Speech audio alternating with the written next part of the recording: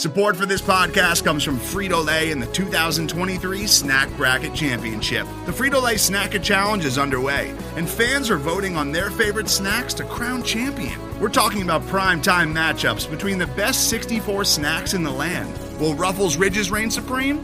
Can Doritos defend their dynasty? Or will Smart Food use their smarts for a surprise upset? Only you can decide. Get in on all the action for a chance to win up to $1,000 or a year's worth of snacks. Let your snacks be heard. Just go to fritolaysnacket.sbnation.com to vote and enter for a chance to win. No purchase necessary. Sweepstakes ends April 3rd, 2023. Void where prohibited. Year's worth of snacks awarded in the form of 52 coupons, each good for one bag of chips. See official rules at fritolaysnacket.sbnation.com. This is the Black Gold Banneret Podcast.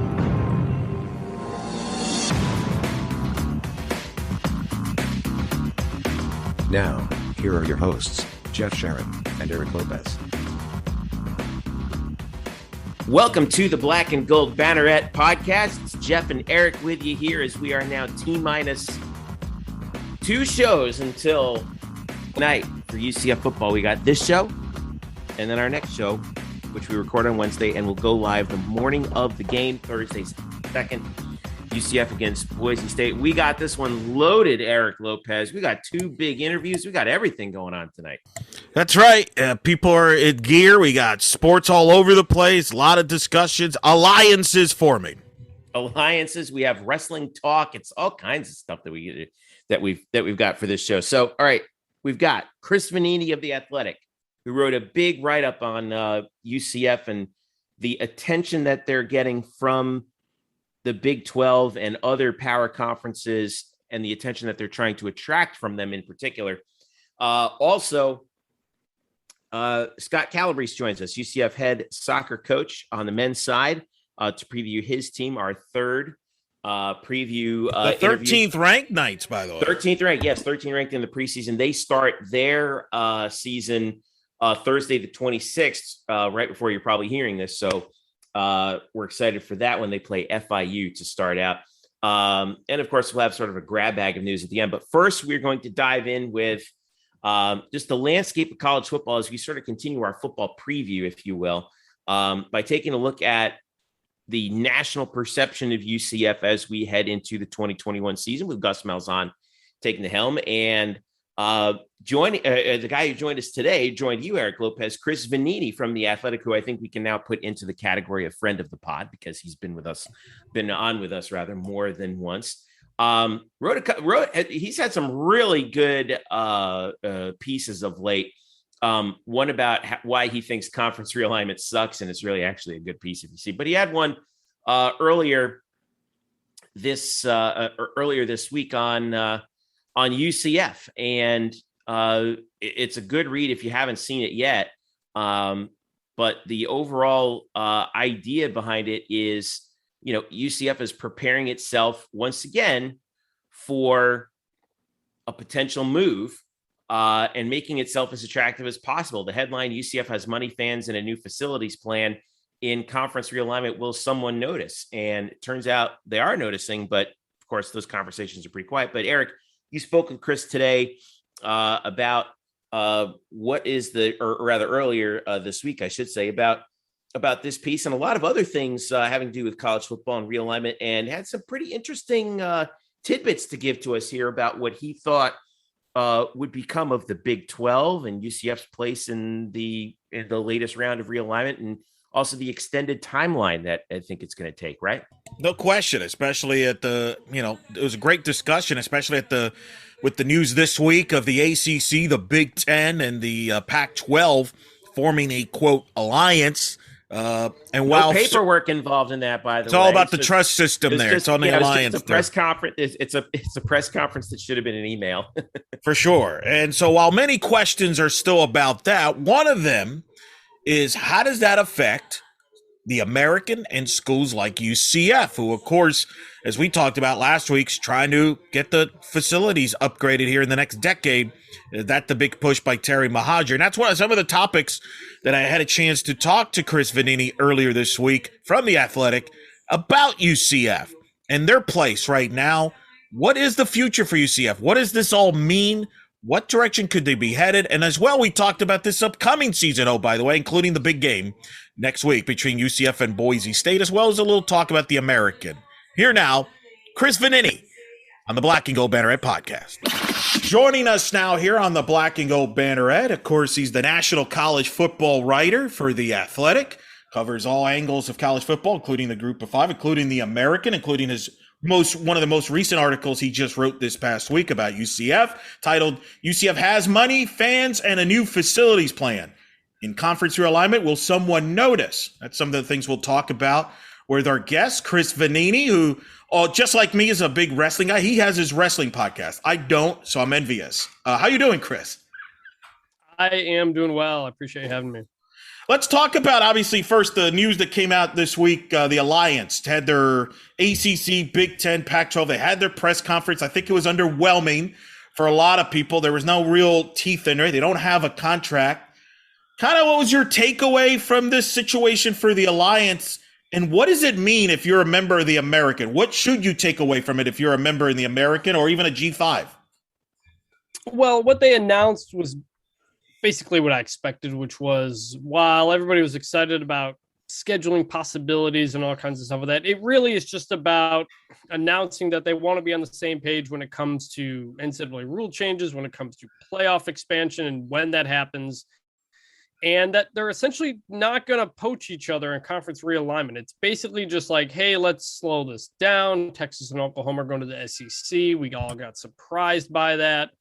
Let's kind of just make sure we're talking to each other on this stuff, and as opposed to, the way things were headed before. So, they're not going to blow up schedules to try to schedule new games. So any of that type of stuff is years away.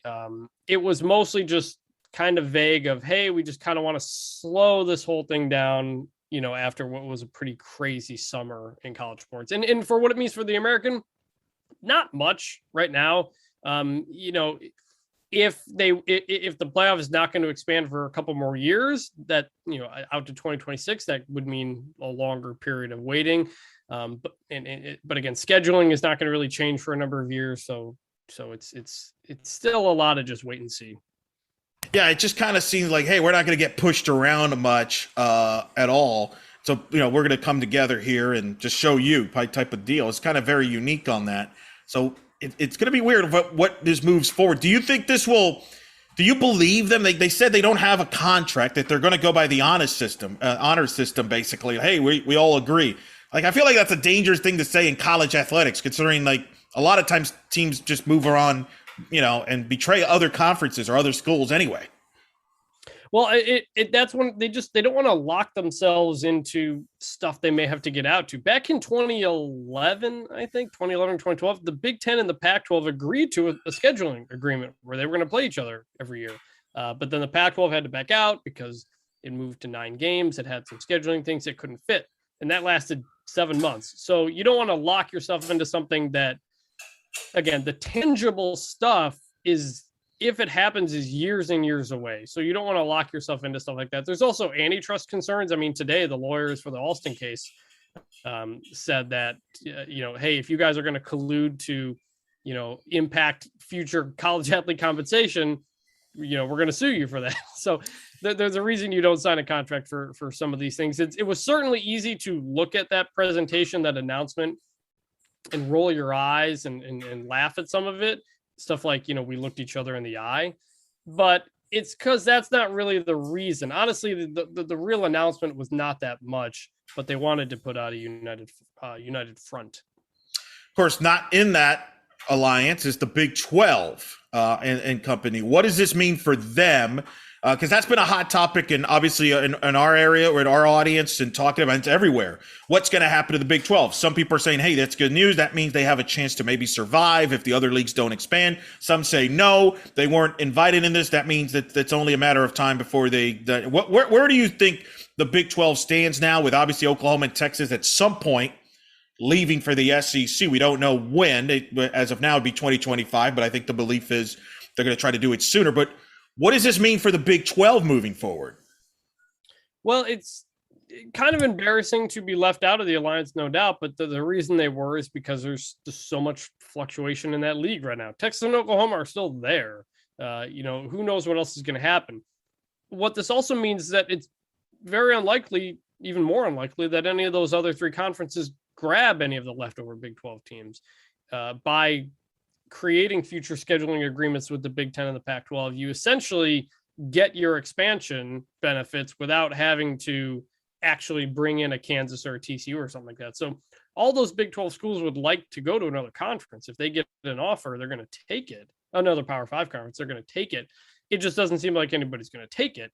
And so now you're sitting in the spot where, well, we don't know where Texas and Oklahoma are going to leave. It may be 1 year, 2 years, 3 years, 4 years. We don't know. And until that happens, you can't really do your next step. So everything's just kind of like in limbo right now.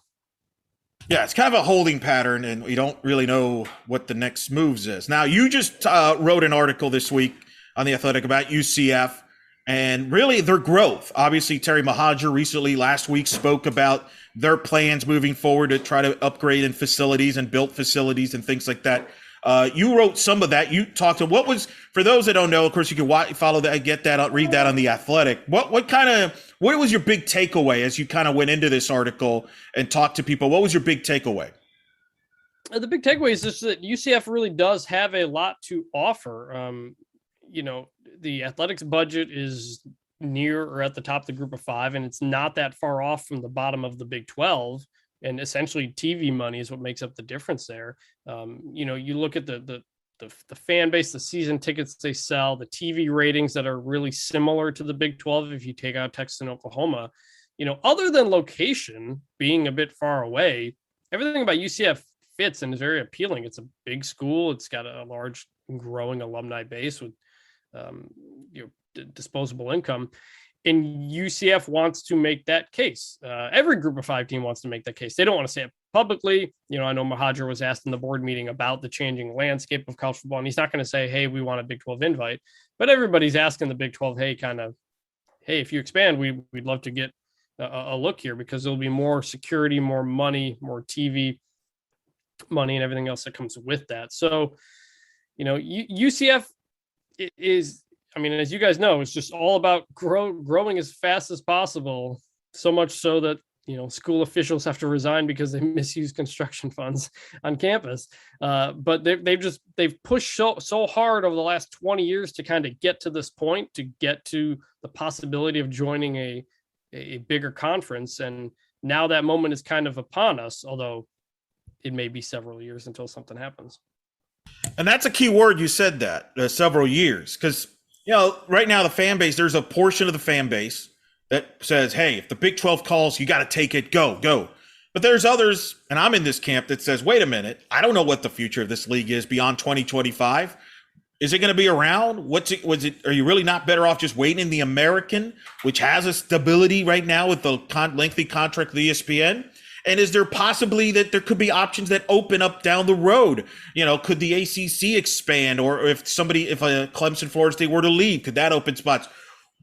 If you were UCF, what would you do? What do you think their options are here in the next handful of years? Is it just stay patient, keep building, and see what happens? What would you kind of advise?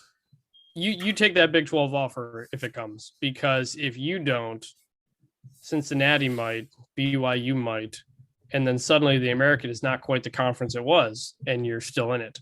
That's kind of the tough spot the American is in, as they have the most to gain by potentially trying to grab Big 12 leftovers. But if the Big 12 leftovers stay together, then they could take from you. And if the American loses its top, 3 or 4 teams, then suddenly it's not that different from Conference USA if you look at who's left. So, no, you take that Big 12 offer if it comes. The ACC, they got that grant of rights through 2036, so nothing is happening there anytime soon. Obviously people would like to go there, but it's probably not going to happen unless you're Notre Dame. So if a Big 12 offer comes, you take it. The problem is we don't know when this is going to happen, because we don't know when Texas and Oklahoma are going to leave the league. Nobody in the conference knows that, and you're not going to expand until you know when they're leaving. And so it's just kind of way up in the air. And then the other teams in that conference are in the same situation as UCF, which is, do we want to commit to the Big 12, or do we want to hope the Pac-12 or ACC come calling for us? So everybody's kind of in that same spot. But if you're UCF, I think, if a Big 12 offer comes, you got to take it. Especially if they can get a TV deal beyond 2025 and have some stability, right? Because then from schools like UCF and Cincinnati, you make the move because you're going to get more money. It may not, whereas, the Texas Techs are the ones who are going to lose money out of this because compare what they were making to before. But if you're UCF, you can make more money. You just got to make sure the league sticks around. That's the key. What it all comes down to, it's really the timing of all this. Yeah, I mean, you don't want to jump to the Big East and then the Big East crumbles. But the problem is, it's not like there's nowhere else for these Big 12 teams to go at the moment. They all have dreams of going to the Pac-12 with the Big 10, but really seems unlikely. And the alliance makes it more unlikely because they've added more games now without having to add teams.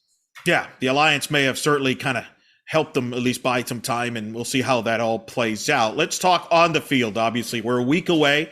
UCF will host Boise State. It's a marquee game right off the bat. Gus Malzahn, obviously, in his first year. What's your thoughts on Gus at UCF? I know you've written about it. That's a big storyline.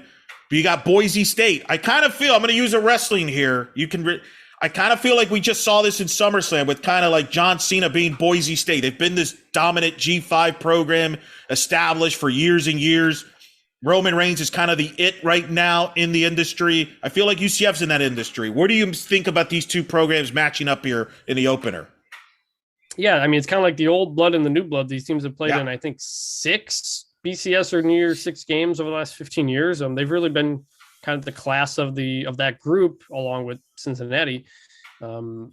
It's fun. It's certainly interesting that both teams have new head coaches going into this game too. Andy Avalos at Boise State, former defensive coordinator there. So a lot of changes on both teams. I'm curious to see what Boise's offense is going to look like. This is a team that relies on running the ball, but now they've got an offensive coordinator in Tim Plow who likes to pass it around a lot, as he did at UC Davis. And with UCF's offense, how much read option running is Dylan Gabriel going to do? Because we've seen some really good offenses and some really bad offenses from Gus Malzahn at Auburn, and it largely relied on how much did the quarterback fit in the system. Nick Marshall was converted defensive back, took them to the national championship game. And then you have Jared Stidham in there, and it doesn't quite work as well. So, obviously, Dylan can run. He was going to go to, I think it was Army at some point. So he has that ability, but he also throws maybe the best deep ball in the country. So that's number one thing I want to see is what both of these new offenses look like. Is this a game where the winner of this game can kind of springboard this to a big year, maybe win their league and end up in New Year's 6, whereas the loser maybe takes a step back and maybe it's more of a transitional year with the new staffs? Yeah, I think there's more to lose than gain. There typically always is when you have big group of 5 matchups, even like the Boise-Troy games, because you don't get the benefit of the doubt for the win from a lot of people when you should. Now, Boise State could win this game and 2-3 weeks later, go lose to Oklahoma State at home a couple weeks later. And so it's certainly possible. UCF has to go to Cincinnati later in the year, who's obviously the number 1 group of 5 team that people are going to watch. So if you lose this game, you're probably out of that New Year's 6 picture. Not for sure, but probably. And if you win it, you're, alive for another week, which is kind of how this goes. Where are you on the Cincinnati ranked in the top 10? Are you on that bandwagon? Some people are saying, wait, that's too high. People, where do you feel about the Bearcats this year? Are they, they got Indiana on the schedule, Notre Dame, they host UCF, but where do you feel about the Bearcats, Luke Fickell? A lot of hype now, expectations after the year they had last year. Yeah, I mean, I think they're going to be great once again. I mean, as long as Ford works out at running back, they should be as good as they were. I mean, they should have beat Georgia last year in that Beach Bowl if they just kind of blew it at the end. And at number 8 in the preseason, which is where I have them too, that is the highest group of 5 preseason ranking in the AP poll in the CF era. The previous high was Houston at 15, so it's quite a jump up. They're getting a lot of respect. And if there was a situation in which a group of 5 team could make the playoff, this is it.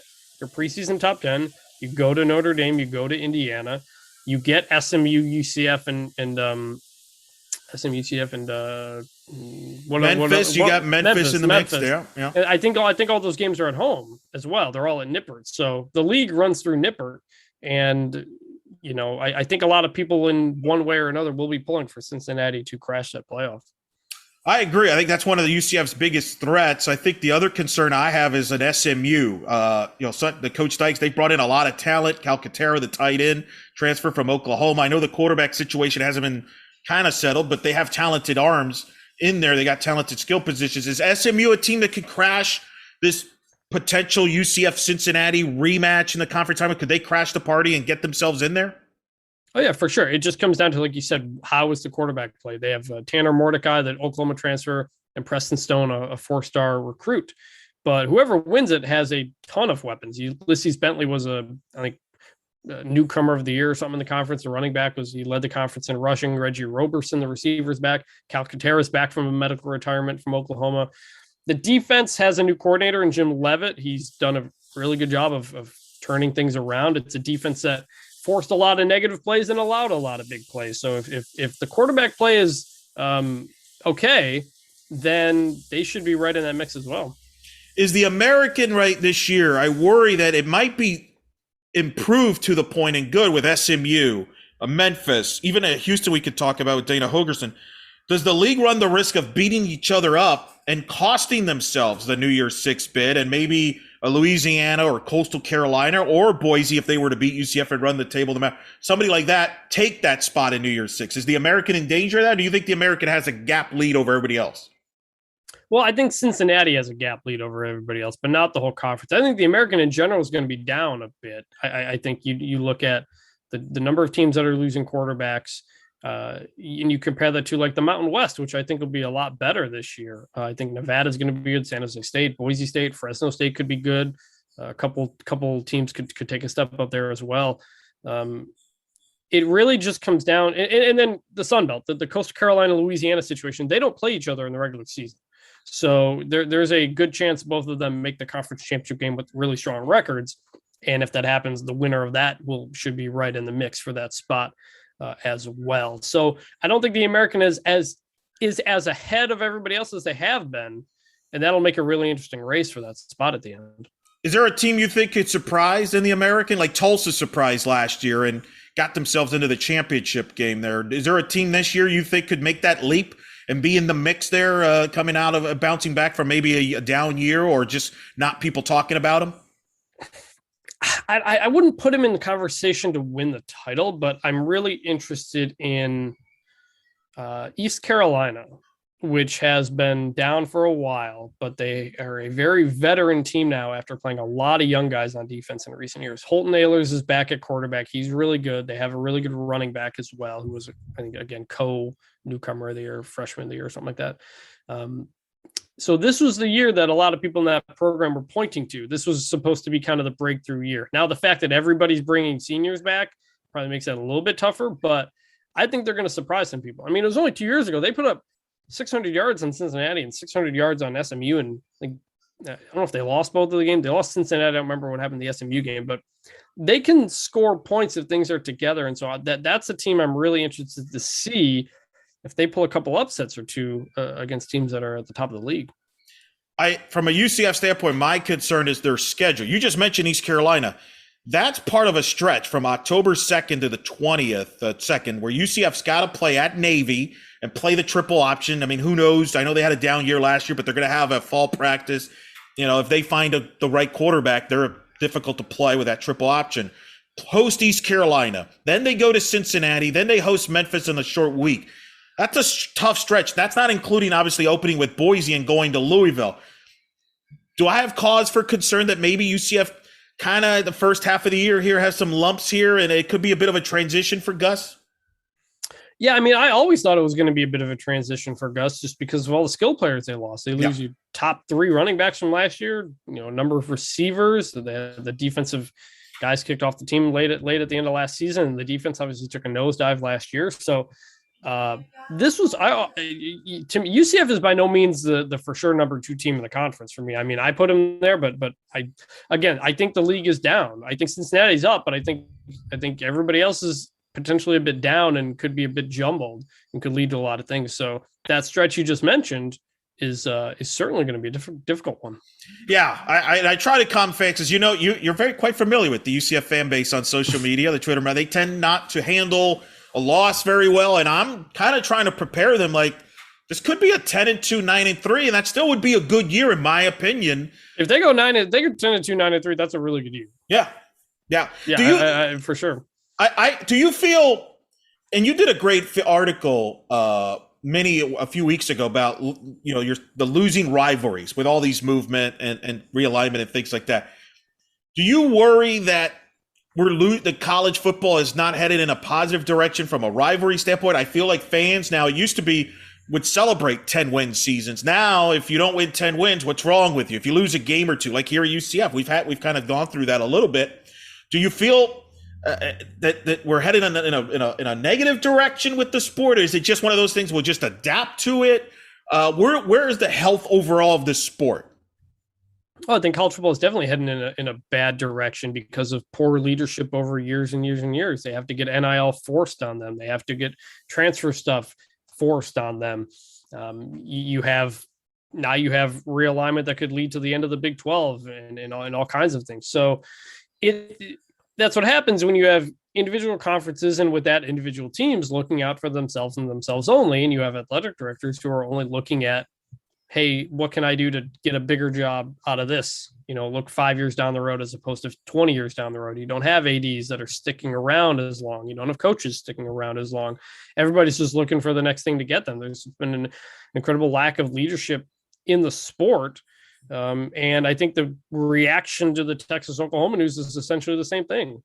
To have a team like Iowa State, which just had its best season in a century, which is a preseason top 7 team, has one of the best coaches in the country heading into this season, could make the playoff.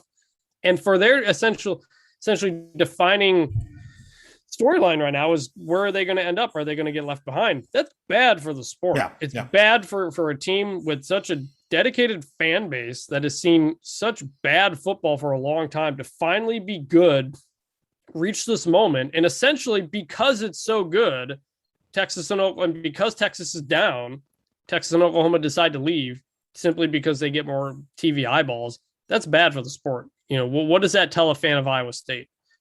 What this is really all about. Agreed 100%. I've kind of been feeling the same way, and that's it's been tough kind of watching the news. I kind of do wonder about that, and I've been concerned about that, but there's nothing we could do about that. Your thoughts, Terry Mohajir, obviously taking over for Danny White. What's been your thoughts on him? He obviously comes over from Arkansas State. Your thoughts on him overall here at UCF?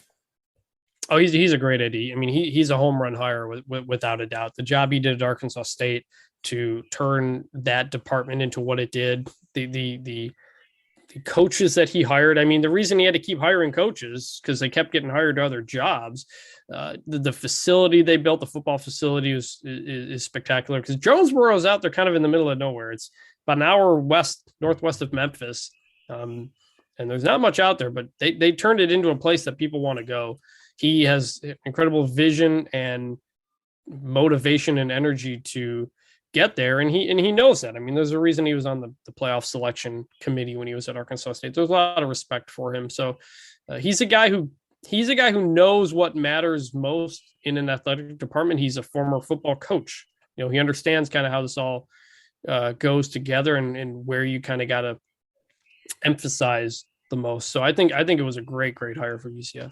Yeah, no doubt. And obviously he's got big plans trying to get UCF to the next future. All right, couple last things. Now, those may not be aware. You also do a wrestling podcast with Adam Silverstein, Getting Over, which I've listened to. I've subscribed to it. You can listen to it anywhere you want. We have wrestling fans in our audience.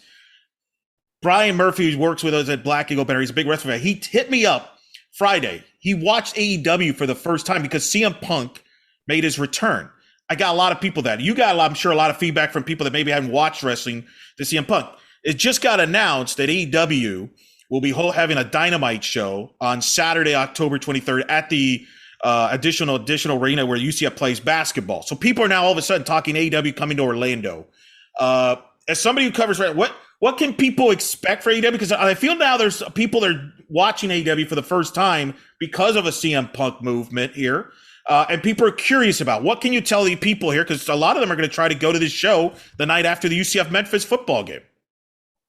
It's a lot more of it's more of a sports type wrestling than it is a variety show type wrestling. Like WWE will give you lots of vibrant characters and stuff like that, but AEW will give you a lot of wrestling, and the fan base is fanatical. Basically, they will make everybody in every match seem like it's a really big deal. I went to an AEW show here in Texas before the pandemic, and it was a heck of a lot of fun. And you just kind of watch the show and you see that excitement coming through. There's a lot of energy and excitement around this company, which is now a rival to WWE.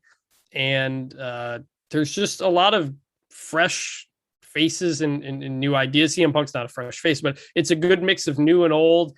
And their model is essentially, what do wrestling fans like? Okay, let's give that to them, as opposed to try to get something and hope the fans like it. They just realize what people like and they give it to them. So there's going to be a lot of high flying, lots of crazy moves, and more than anything, just a lot of energy.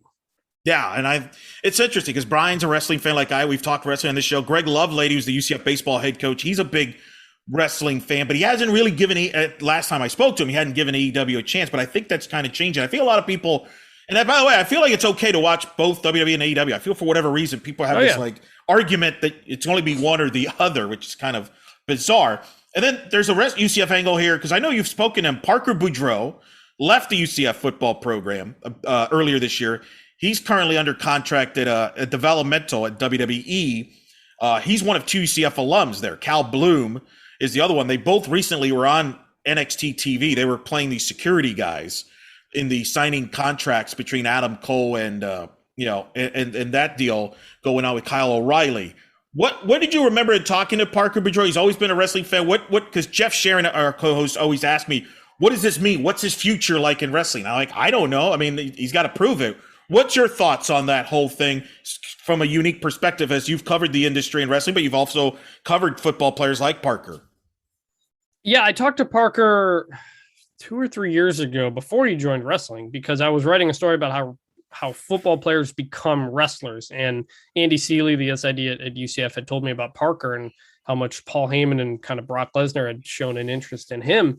And he told me back then that he's like, he would love to get into wrestling whenever football's done. So I was not surprised to see him move into that. And now NXT, which, like you said, is WWE's developmental, they're kind of moving back into that developmental role as a company. So you'll see a lot more people who are learning the ropes, essentially learning how to wrestle, as opposed to hiring people who had been wrestling for 10 years. So Parker is the exact kind of guy that they're looking for. They just had a big tryout at SummerSlam, an open tryout, or kind of open. You had to apply and get invited and stuff like that, but they hadn't done one of those in a long time. They're always looking for football players and other kinds of athletes that they think can translate to wrestling. So I think people seem really high on Parker Boudreaux. It's going to probably take a few years as he kind of gets to know how to do everything, but they have high hopes for him there. The blueprint is Roman Reigns. I think you've written about it. You wrote about Roman Reigns. He was a football player at Georgia Tech. And it really helps the college football program. Like, Georgia Tech has embraced Roman during this whole time. I think Jeff Collins has even been promoting his shirts and, uses his Roman's Reigns slogans. I know when Brian covered our game last year when they played at Georgia Tech, looking for Roman Reigns photos and stuff like that. It helps a college football program if a football player doesn't pan out in football but become a big star in wrestling. I know you've written about that. You wrote about Roman Reigns, about similar. Yeah, he played at Georgia Tech, and Georgia Tech likes to promote that as much as they can, because he's a big star. Big E played at Iowa. He loves Iowa football, and they do that kind of stuff too. So, anytime someone has a famous professional wrestler, they try to do that. There was a guy who played at Maryland for a number of years, and he kind of wore Maryland gear out there. Don't forget the Steiner brothers. When back in the day, they used to wear University of Michigan varsity wrestling jackets to the ring back in the day. So there's a lot of college and professional wrestling crossover, and I like talking about both of them. Yeah, you're the perfect guy. Bill Goldberg, who played at Georgia. Yeah, there you go. He makes appearances on Paul Feinbaum because he played at Georgia, but it helps the wrestling company, this wrestling organization, from a promotion, but it also helps the college football programs because it's an alumni in most cases, or someone that played there. So, and you're the perfect guy because you cover both. So you're a busy guy, and I appreciate you for taking the time here. Just tell the audience one more time where they can find your work, especially at The Athletic, with a great article you did there with UCF and all the great articles you do. Yeah, I mean, mostly just theathletic.com is our college football team is loaded with all kinds of preseason content. right now going into next week. We got conference previews, team previews, all kinds of stuff under the sun, everything you could think of. We got it all there. And also, like I said, on Getting Over Wrestling Podcast with Adam Silverstein, I do that as well. So definitely recommend Wrestling Feds. Subscribe to that. You guys break it down. You do shows after major pay-per-views. Grade them. I feel like you and Adam are like the Siskel and Ebert of wrestling, where you kind of give reviews, and it's really good. It's really good, and people like me enjoy it. Thanks so much, man. I appreciate it, and we'll definitely talk soon. Yep, thanks for having me. Wow, that was great. Thanks to Chris, man. That was a lot of insight there, Eric Lopez. There you go. See, he even answered your thoughts about what Parker Boudreaux, Cal Bloom, what their future could be. That's the great thing about Chris. He does the wrestling like I did. In fact, while we did the interview, it may be on our YouTube page. He had a wrestling shirt on. I believe it was the Bullet Club. I had my CM Punk shirt on. So we'll see. We'll see if Chris is talking. Of course, news this week, AEW, the wrestling show, is going to be on campus at UCF in October for their Dynamite show, which is their prime show. So we'll see if Chris convinced our good friend Brian Murphy to go out to that show or not. You guys talked about that. That's exciting. So let me go back. This is something that, I can't quite get past here. So give me insight here based on, not just you talking to Chris, but from what you've been hearing. The whole idea with UCF, the certain UCF fans that you talked about clamoring to go to the Big 12 at any cost, right? I don't understand where the value is if, like I wrote up a couple weeks ago, that if the remaining 8 teams in the Big 12 are television viewership wise no different than the American, where is the financial incentive to leave for the Big 12 when you don't know what TV contract they're going to have after 2025? And I know you and Chris touched upon that, but also the other fact is Bob Bowlesby, I think, really burned a bridge with ESPN with that cease and desist letter. And here's UCF in Orlando. Walt Disney World is the number one employer. You have a pretty nice deal, in my opinion, at least with ESPN, that has shown that they believe that the American is an asset that is increasing in value. Okay.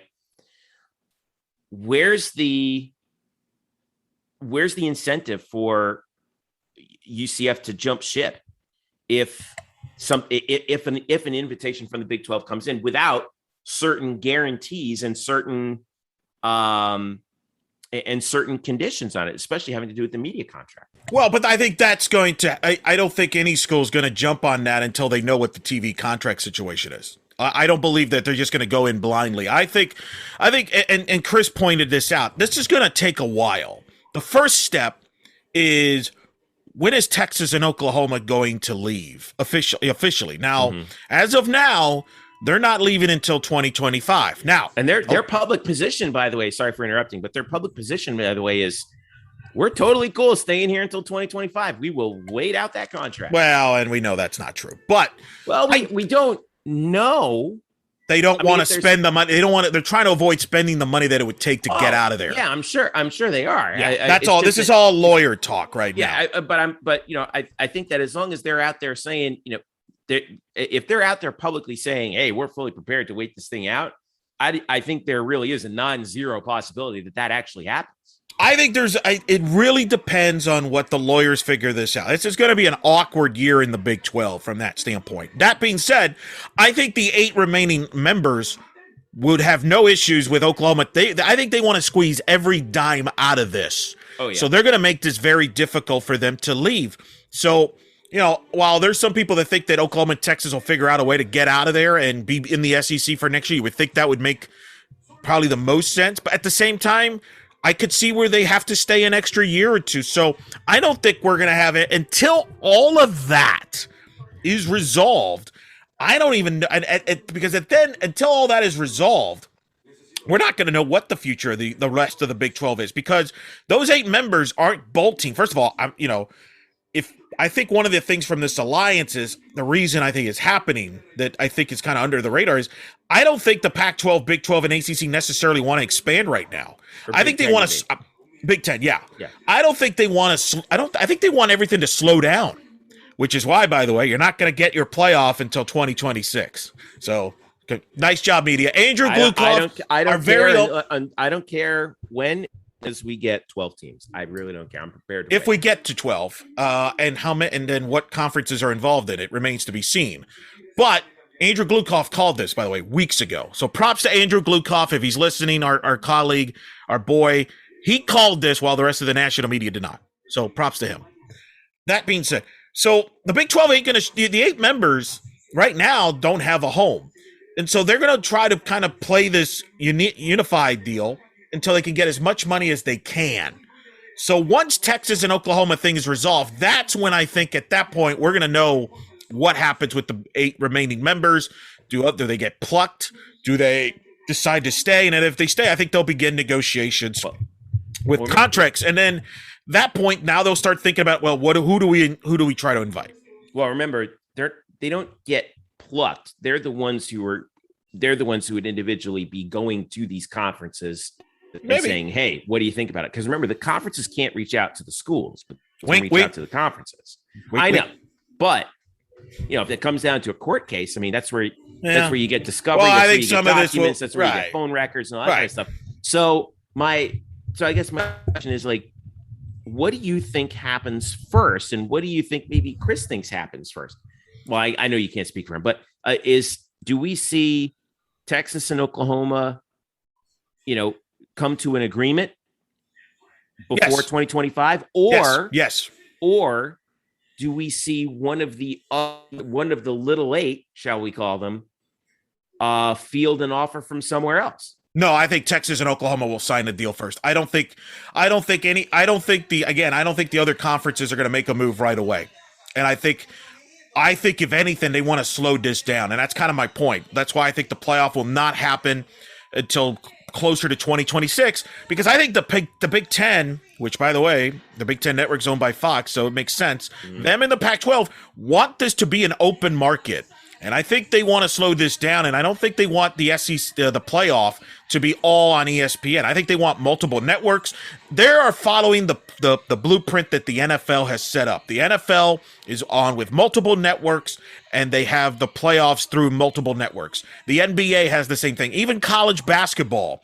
You think about college basketball, CBS and Turner share the tournament. Yeah. I think that's what the Big Ten and the Pac-12 and obviously the ACC, since they've joined this alliance, wants another partner in it. I don't, to share in all this, because clearly they believe that there's a conflict of interest between the ESPN and the SEC. I don't personally believe that, but I also believe that the Pac-12 and the Big Ten don't want a 12-team playoff to turn into the SEC Invitational. And that's what this is about. That's their ultimate fear.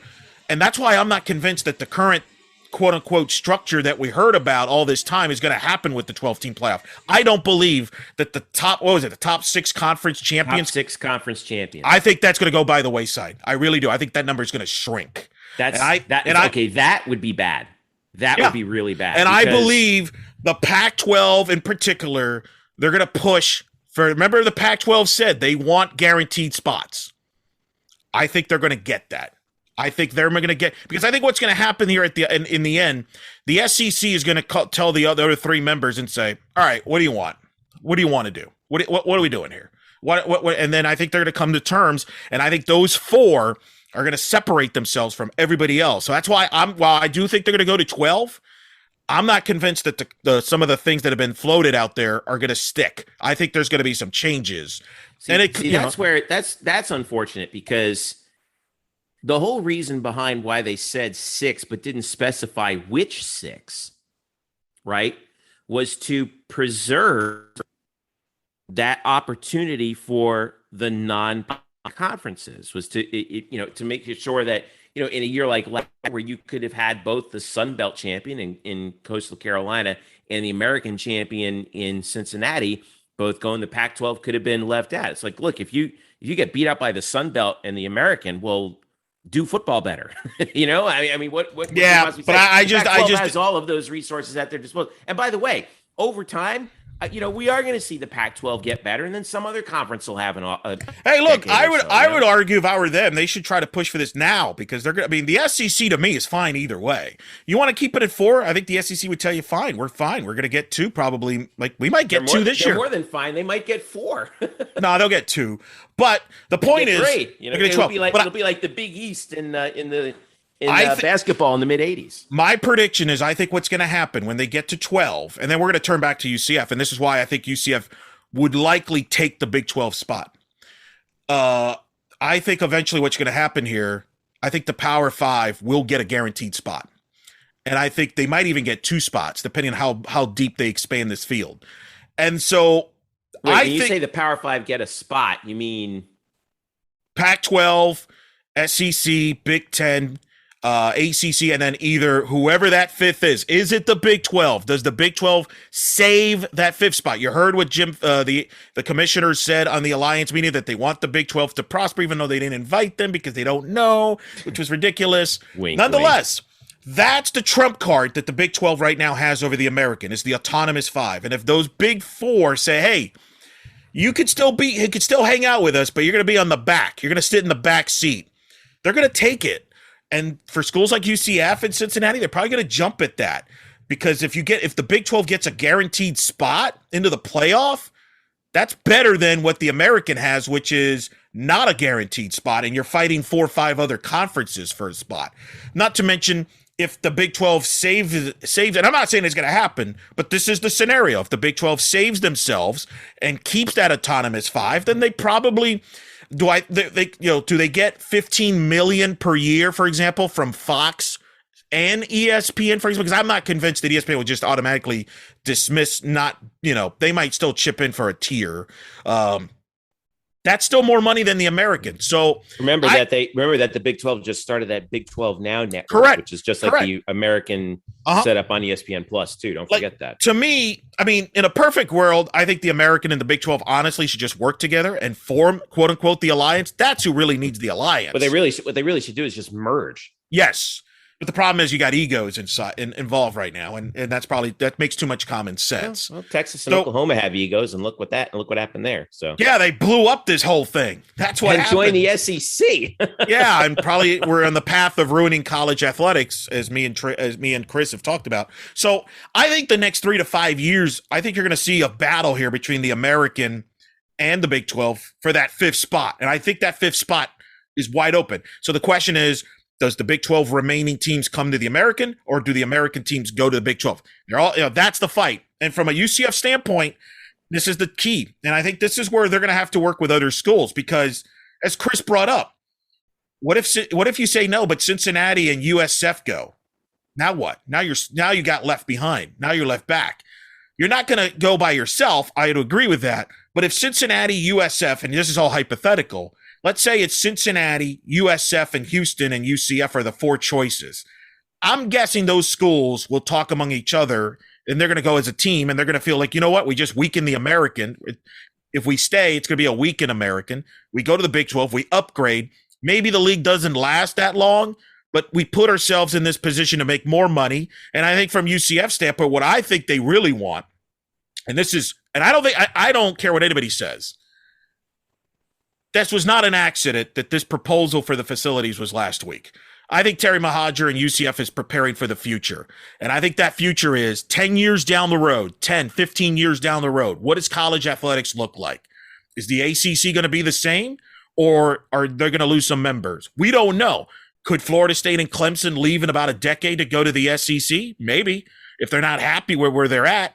Now, that might sound crazy. That's a decade from now, but in college athletics, that's just around the corner. So if you're UCF, you want to put yourself in the best position to, for example, if the Big Ten decides to go to Florida or the ACC needs a replacement for Florida State, that you are that choice.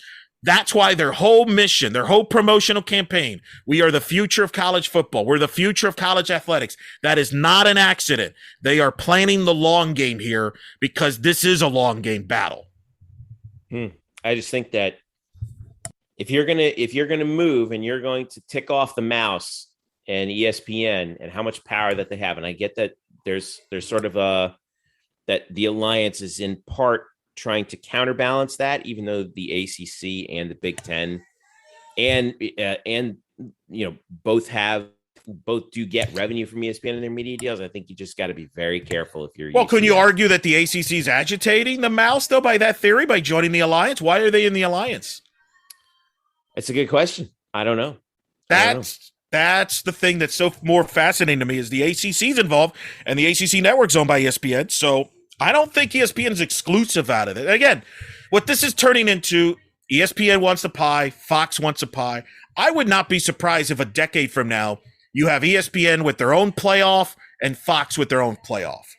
And the question is, which side do you want to be on? Man, boy, I mean, at that point, you don't really have college football. You have two developmental leagues. That's Yeah, and look, Chris and I, we're pretty honest about it. He was pretty honest. We don't like the direction this is going. Forget the UCF side. Forget just from a college fan, sports fan standpoint. I don't like the direction this is going. I'll be honest with you. I'm disgusted by all this. I could care less. I'm tired of it. They've ruined it. They've ruined college. And I'm talking about all these people. Because ruined it. Come on. They've ruined it. They've ruined this. How? Because to Chris's article, we're getting rid of rivalries. We're actually spending more money. So then they're going to complain that they're losing money because their teams have to travel cross flights because they're in these sort of conferences and matchups that make zero sense. But then they're going to blame the smaller sports for their problems when the problems is the greed at the top. There's greed. That's what this is. It's all a money grab. Do you really think Texas and Oklahoma really needed to go to the SEC? Is Texas and Oklahoma going broke? No, they're not. But they needed more money. They want more money. All of this is money. It's all about the money. And that's fine. But I just don't like it. And I think it's going to turn off people long term. But if you're UCF... I don't think it's going to turn off people long term. I think that it's going to get people even more involved in because people's allegiances to their alma maters, and we know this firsthand, and also people allegiances to the states that they live in. I mean, I lived in Georgia for 2 years. You know, there's a large number of Georgia fans who never went to the University of Georgia, and it's a state identity thing, and it just I don't see that stopping. I just don't see that stopping. Yeah, I think that's a fragmented thing, though. I don't believe that's a majority. I think more and more people, as we grow into this, and we're seeing it now in the numbers in television and all places, you don't have to follow college football if you don't want to. You can follow other stuff. But if you're UCF here's the thing. You want to make sure you're relevant, and you don't want to run into a position where a decade from now your big game is FIU, because that's going to turn people off. Well, you know what you got to do? Make sure you are on the right side. You got to win. Well, and that helps, and that's part of the promotion. Yeah, and it starts in a week. Yep. All right. So, again, thanks to Chris Vannini on Twitter. If you haven't read the piece, make sure you read it. If you haven't subscribed to The Athletic, Chris's work is, and I have it. It's really good. He's great. Yeah. And we're so thankful for him to take. And his wrestling podcast is fantastic. I subscribe as well. Yeah. Get over. Yeah. All right. Stick around. We come back. We're going to talk the other football, soccer, men's soccer specifically. Scott Calabrese joins us, the UCF men's soccer head coach. Lots to talk about with Coach Scott about the upcoming season.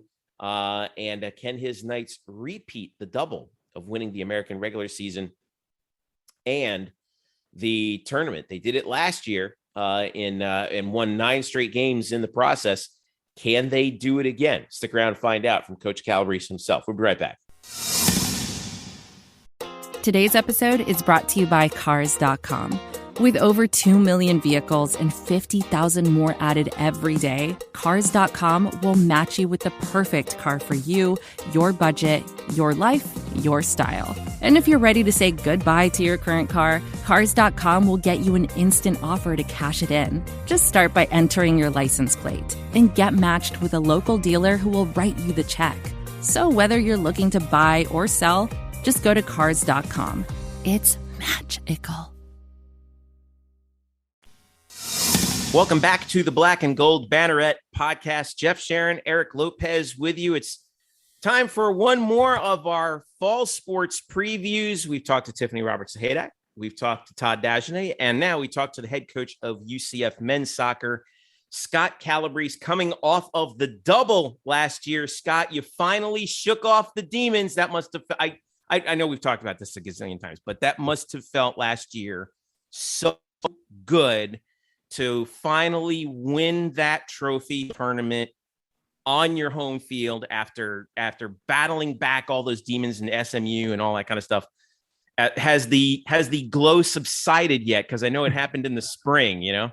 Yeah, so for one, yeah, it was great for us to finally be able to produce that important, vital win in a playoff and win the playoff championship. And I think not only did the coaches feel really good about that moment, I think the players also felt like, okay, yeah, we've done something we haven't done before that we've really been pushing to do. So that was a big moment for us. And to have to go through two really good teams in SMU, which was the team that kept preventing us from doing that. And then Tulsa was great, but we have moved on from that. The glow is over, and we're now in a whole new season. So yeah, well now here you are, and no rest for the weary, because right off the spring season, usual due to COVID, now we dive into the fall under a normal schedule now. And I asked this to your compatriots in the other programs, and I'll ask this of you. How have you adjusted your training regimen, and what are some of the things that you've learned and adjusted to in preparing your team to go from a full throttle season in the spring to another full throttle season in the fall, and only having that summer in between to rest up? Yeah, I think actually in our case, I would call this a real benefit. The fact that we didn't spend, the spring, typically the soccer season, the non-traditional season for the spring is 5 games. And that's a lot of training and not enough games. I felt like actually this spring was the perfect balance. It was 1 game every weekend, not the 2 to 3 games that get kind of crunched into this now traditional fall season. So I actually felt like our preparation, our playing in the spring was balanced in such a way that we weren't really fatigued coming out of it. We were really fit, and this shorter layoff for me is even better that we get going. Well, and we've discussed in the past about the 2-semester being a 2-semester sport. This is something that you as coaches have been pitching for. This was prior to COVID. And you even said, we spoke in the spring, this will be a test run, if you will. I'm curious, during the 10-minute off season you've had is that you maybe have a chance to talk to fellow coaches. What's been the feedback so far? What you've learned from the spring here as you get for a fall here for really a 2-semester year. Yeah. I mean, we actually, I think you're right on that we're now living that model that we've talked about.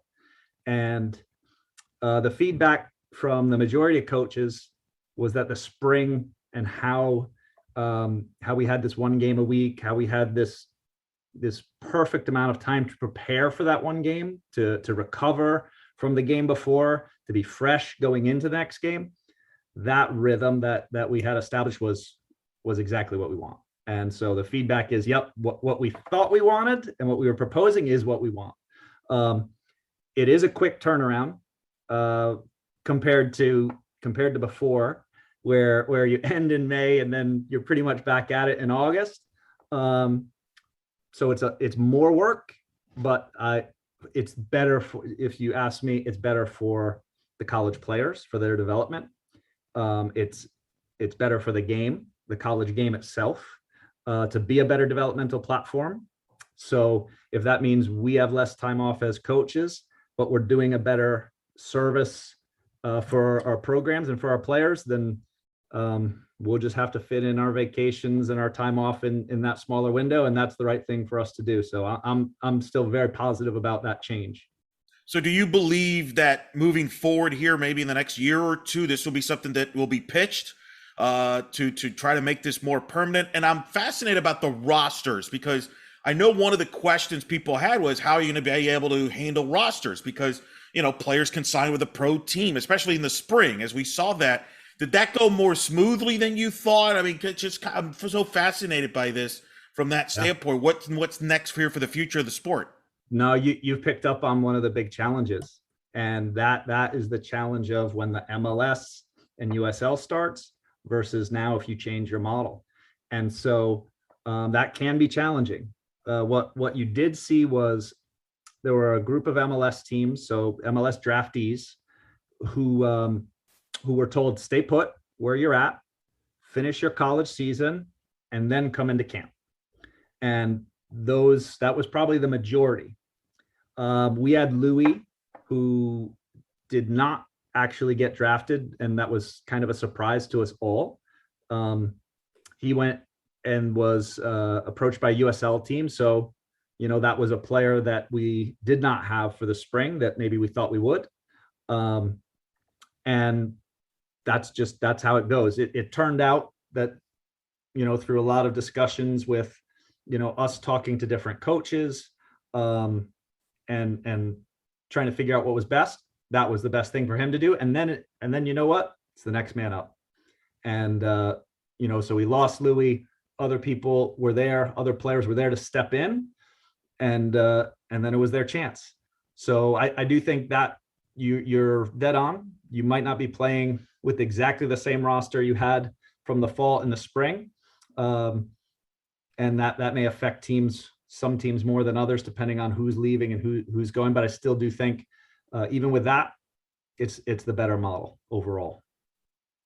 You talked about next man up, and thinking back to how last year went, when you won 9 matches in a row, heading into that group of death in the NCAAs, and doing no small part to your man in goal, Yannick Oettl, who was fantastic. And now he's getting his shot at the pros, peaked at the right time. But now the challenge, one of the big challenges, obviously, for you for this year's team is finding out who takes his place. Now, you did get some good play last year from Matt Douglas when Yannick was out. In fact, Matt was in goal for the first win, for the first of those 9 straight victories. That's right.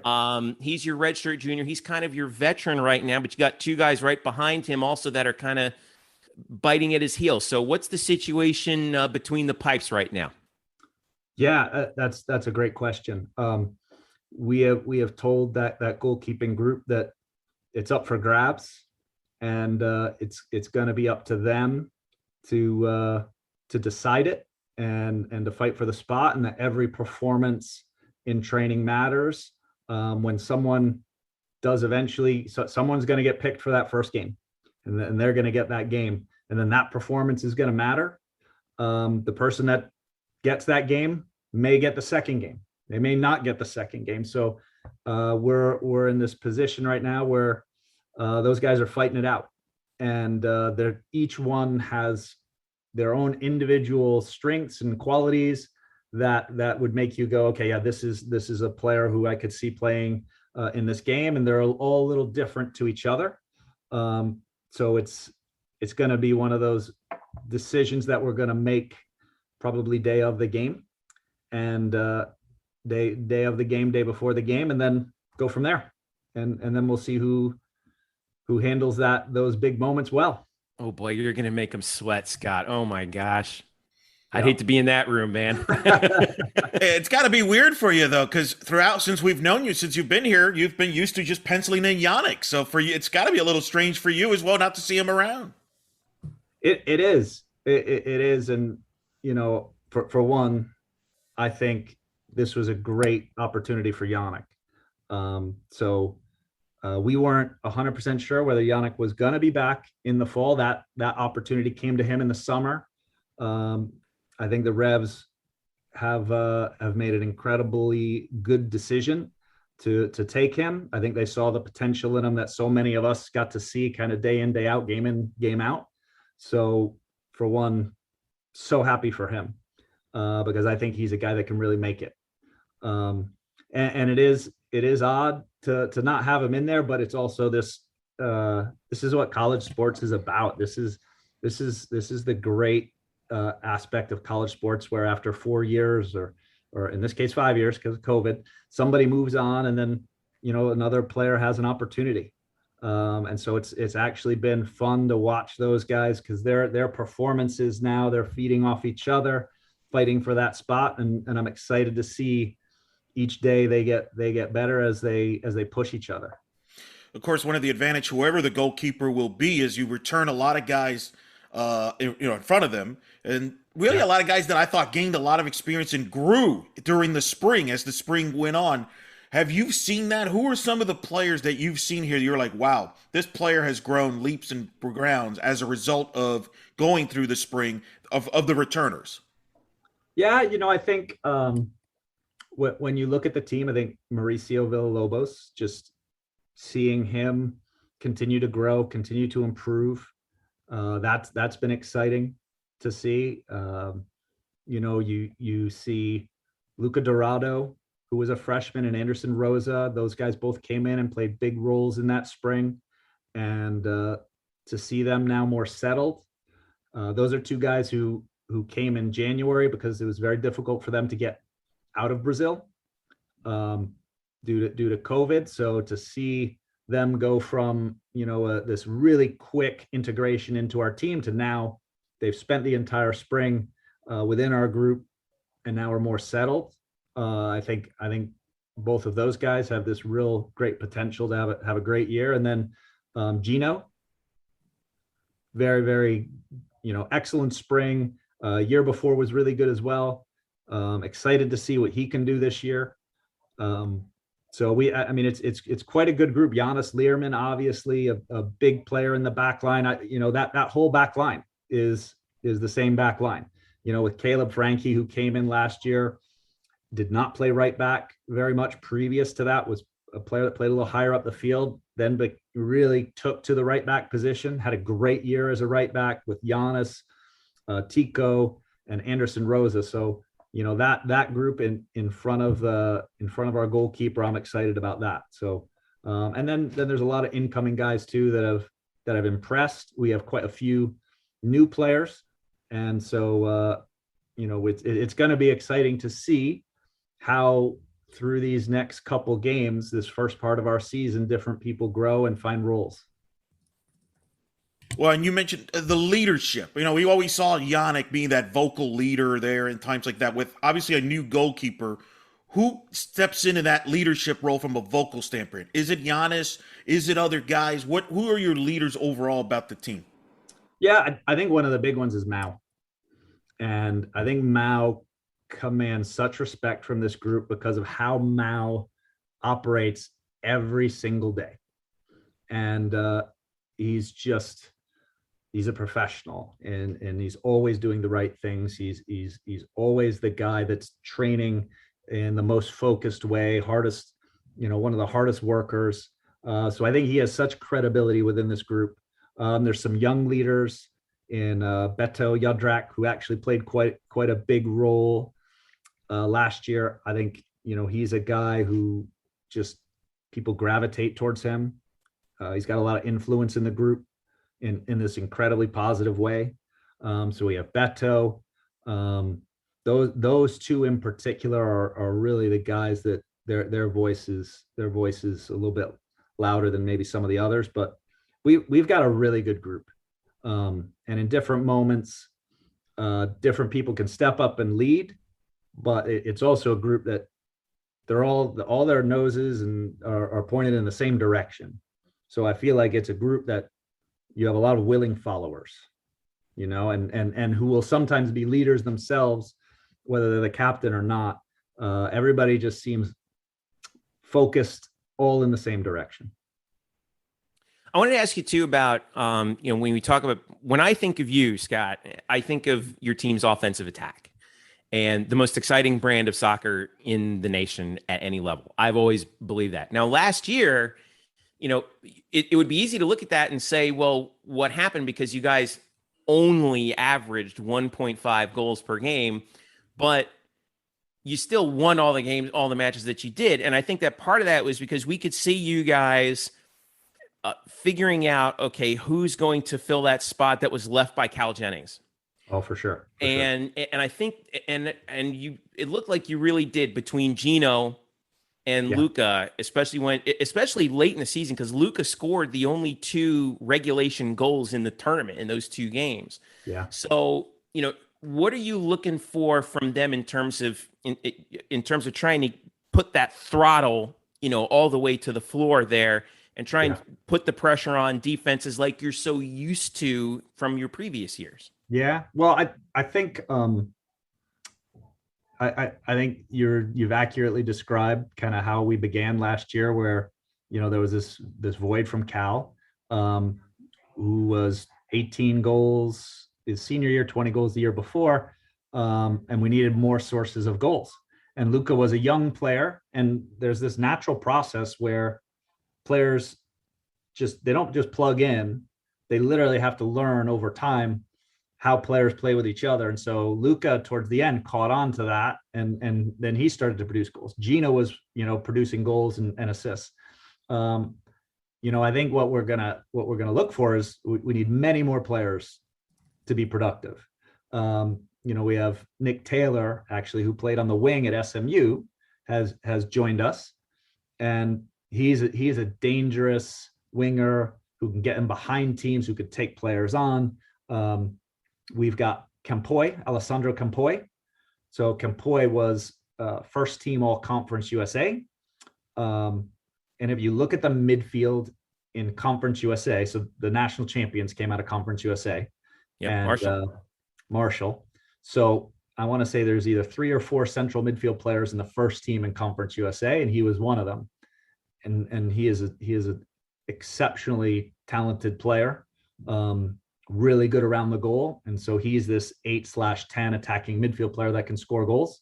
I'm looking for Mao to add to that tally as well. And we have some exciting young first year players and freshmen in that attacking group. Lucas Moro, who scored a goal actually against FAU on a free kick. He's incredibly dangerous. Kevin Andrews, young player who's also dangerous. Asher, another young player. So we've looked to really increase the attacking group that was here. One of the issues you had is with COVID, it was very difficult to change your roster. Mm-hmm. It was very difficult for you to go and find other players and have them join your team. So we were a little bit light in those attacking options. We've got Gianluca Arcangeli, who's back from Brazil after 18 months where he could not get in the country. Wow. It's incredible. And he, 2 years ago, if you look back, he scored some really important goals for us. Now he's 18 months older and more mature and more ready to contribute. So I think we've got a really good group of attacking players, and both our outside backs are attacking players too, and score goals and create chances. So it's a really good group. And I think if we can get firing on all cylinders, you'll see a lot of different people scoring goals. Of course, you mentioned Marshall. They're the defending national champions. I think speaks to the parity of the sport. And really, the College Cup, that was the most watched College Cup. You talked about the 2 semesters benefits. The extra exposure you got in the spring was probably another factor that's been brought up. But just talk about the parity in the sport, because I think the American is really the poster boy for parity in the sport from top to bottom. You're playing home and homes. I mean, you're beating each other up. SMU should be bouncing back. They'll be strong. Tulsa maybe surprised some last year. I thought they should have been in the field. Just to speak to the parity of the league and then the sport as a whole. Yeah, I think 100%. There's so many good teams out there right now. Our league is full of top teams. I want to say 2019, we were a 3-bid league, and maybe 4 or 5 teams were in the top 30. And so when you look at that, it's really every game is a difficult game. There's no such thing as an easy game anymore in college soccer. And I think you see mid-majors, you see some of these smaller programs. I mean, you think years back, Akron was a team that, you don't immediately think, okay, Akron's a national champion, but that was by far the best team in college soccer back during that time. And I would say Marshall last year as I was watching those games, and if you forget that IU is IU and Marshall's Marshall, just say who should win the game. It was Marshall. Marshall was the better team, and so I do think you can build top teams at schools that aren't necessarily the traditional blue blood powerhouse programs, and it's just it makes for basically every game is exciting and competitive. And is that something you talk to your team about? You've been to back-to-back Sweet 16s now. You've seen a taste of it. I mean, you lost to a great Pitt team that made it to the College Cup and things like that. Yeah. You're right there. You're seeing the level. The expectations as a result changes a little bit. Is that something you talk to your team about? Hey, we do this. We can be in that College Cup. We can win the national title here if things, if we do what we need to do. Yeah, I think we're actually a team now that does believe we belong there. And then that, the players have to believe that. In terms of expectations, we try not to focus on those outcome expectations. Like we're just 100% trying to get better every day. Our expectations are around work rate. Our expectations are around how coachable you are, what kind of teammate you are. Our expectations are around, how you take care of your body, how you prepare, how you train, your mentality. And then when we take care of all of those expectations, then we get to be this best version of ourselves. And we're just, and we did this last year when the outcomes in the very beginning of the year weren't the outcomes we were looking for. And we literally just said, okay, what do we need to do better at? And you know what? We're falling short of our standard in these areas. This is our standard for defending. This is our standard in transition. This is our standard in how we act in these moments. We fix these things, and then you saw we first clawed our way back and then started to perform. So I do think the team believes that. I still, looking at that Pitt game, if we had done a couple things a little bit differently in the beginning of that game, we were in a position, despite the scoreline, which was 4-0 against us, we do a couple things a little bit different, and we were 100% in a position where we could have really competed in that game and won that game. As crazy as that sounds, with a 4-0 loss. No question. The schedule, you don't start easy. You played FIU. You know that program, I think, a little bit, just so people know. You know that program inside a little bit. UNF at home, and then you go to Raleigh. You got Virginia Tech, which I told Jeff when I first saw the schedule, I yelled, wow. You got Virginia Tech, NC State back-to-back. So you're not ACC, right? Powerhouse conferences, and then the conference gauntlet. Just discuss the schedule and kind of the thinking behind it, and really not starting off easy at all. Yeah, I totally agree that the FIU game, obviously, as a former head coach at FIU, I know some of the players that are there. I also know how to recruit there, and the guys there have done a really good job. And so they have a very strong team. I think their overall preseason results, they won all 3 games, outscored their opponents 15-2. So, they had a good preseason. We had a good preseason. So I think when you take a look at that, they're going to come in. They have a very good team. That's going to be a huge test right away. UNF, we've played them most recently in the spring to 0-0. I think they're a very good program. They'll present a little different test for us in the way that they play. And then, you go away and you play 2 ACC teams. I want to say Virginia Tech were they Final 16? Last year. Sweet 16, right with you. Yep. Yeah, so they were Sweet 16. I want to say they've done Sweet 16, Final 8. So we play them. Big game, incredibly difficult game. And then, of course, NC State, which is, typically top 25. So I think when you're tested in this way, you learn a lot about your team. I think if you play a simpler or what is a perceived easier schedule, you might not learn as much. And so I think when we play this schedule, of course, we want to go there and we want to get results, but we're also going to figure out what do we need to do better to be at this elite level, so that when we go into conference, we've made our mistakes, we've learned some lessons, and now we're ready to really compete. And I think those teams will will put us on our edge in the right way, that we'll learn a lot about our team.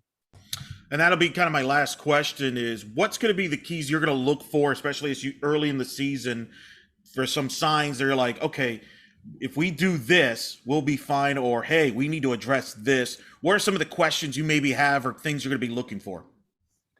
Yeah, I think the number one thing is it starts with your mentality and how you react in difficult moments, how you deal with difficult moments. If you deal with them the right way, then it's not that those difficult moments hurt you. It's your reaction to those difficult moments that to me is really critical. So I think that's going to be something we're going to judge ourselves on. And then how we institute our system and how we play. And with so many new players in our system, seeing how quickly we can get everyone on the same page, so that in every moment, every player knows what they're supposed to do. And that process, realistically, in the, 15 days that we've had here in preseason, that process cannot fully take place. We need at least double that amount of time to go into a game and be like, yeah, we're like so dialed in. Everyone knows what they're supposed to do. We're even going into these games, and there's still more that we have to teach, and that the players need to understand kind of collectively. So just how quickly can we all get on the same page in these different moments? And then how do we deal when things go poorly? How do we deal when things go well? I mean, one of the problems actually we had about in 2019 is that we would start every game 1-0, 2-0 up in 20 minutes. And then we take our foot off the gas and we'd have to get it done in overtime, with a Cal Jennings goal. And that's how you deal with success. So just being able to have that, like, can we keep our foot on the pedal the whole time and perform at this incredibly high level? Some of those games were pretty entertaining, but I'm pretty sure you would probably say, Coach Scott, that maybe they were a little bit too entertaining at times. I would 100% agree. Well, the entertainment's going to start this weekend, or rather this week, I should say. Yeah. August the 26th, that's Thursday against FIU, 6 p.m. kickoff, and then Sunday again against UNF, starting the season with those two games that you guys were talking about. So we'll be there following you right along the way and that's right before that trip out up north where you play Virginia Tech and NC State and Raleigh. So you're going to hit the gas like Eric and you guys were talking about right off the bat. So we're going to find out real quick what this team is made of in those strong moments. Head coach Scott Calabrese of UCF men's soccer picked in first place in the preseason coaches poll, razor thin margin too. Coach, did you see that? Oh yeah, but that's 100% right. Like Tulsa were so good. We get a little bit of insight into how they're doing things recruiting wise. They brought in another good class. SMU, of course, is so good, and certainly appreciate their opinion of us being one of those top teams. But on any given year, it's such a competitive conference, and anybody can kind of rise to the top. Boy, it's going to be fun. I can't wait to get it started. And by the way, congratulations, last thing, on the new brand new shiny contract extension through 2027. You could almost retire by then, right, Coach? That's a long time out. Not that old. I hope I got a lot more years in me. No, I'm really thankful that Terry and the administration, they think that this program's heading in the right direction. I love it here. So when that was presented to me, I couldn't wait to sign it, and I'm so excited to be here for as long as possible. So. Well, we're excited to have you here too, Scott, because it's been a blast having you here. And thank you so much again for taking time out of your busy schedule for us. Head coach Scott Calabrese, UCF men's soccer, Coach Calabrese on Twitter, UCF_M soccer on Twitter as well for all the latest. Coach, thank you once again. Best of luck in the upcoming season. We'll see you on Thursday night. All right. All righty, guys. Thanks so much. Thanks for having me on. Thanks to Scott, Coach Calabrese on Twitter.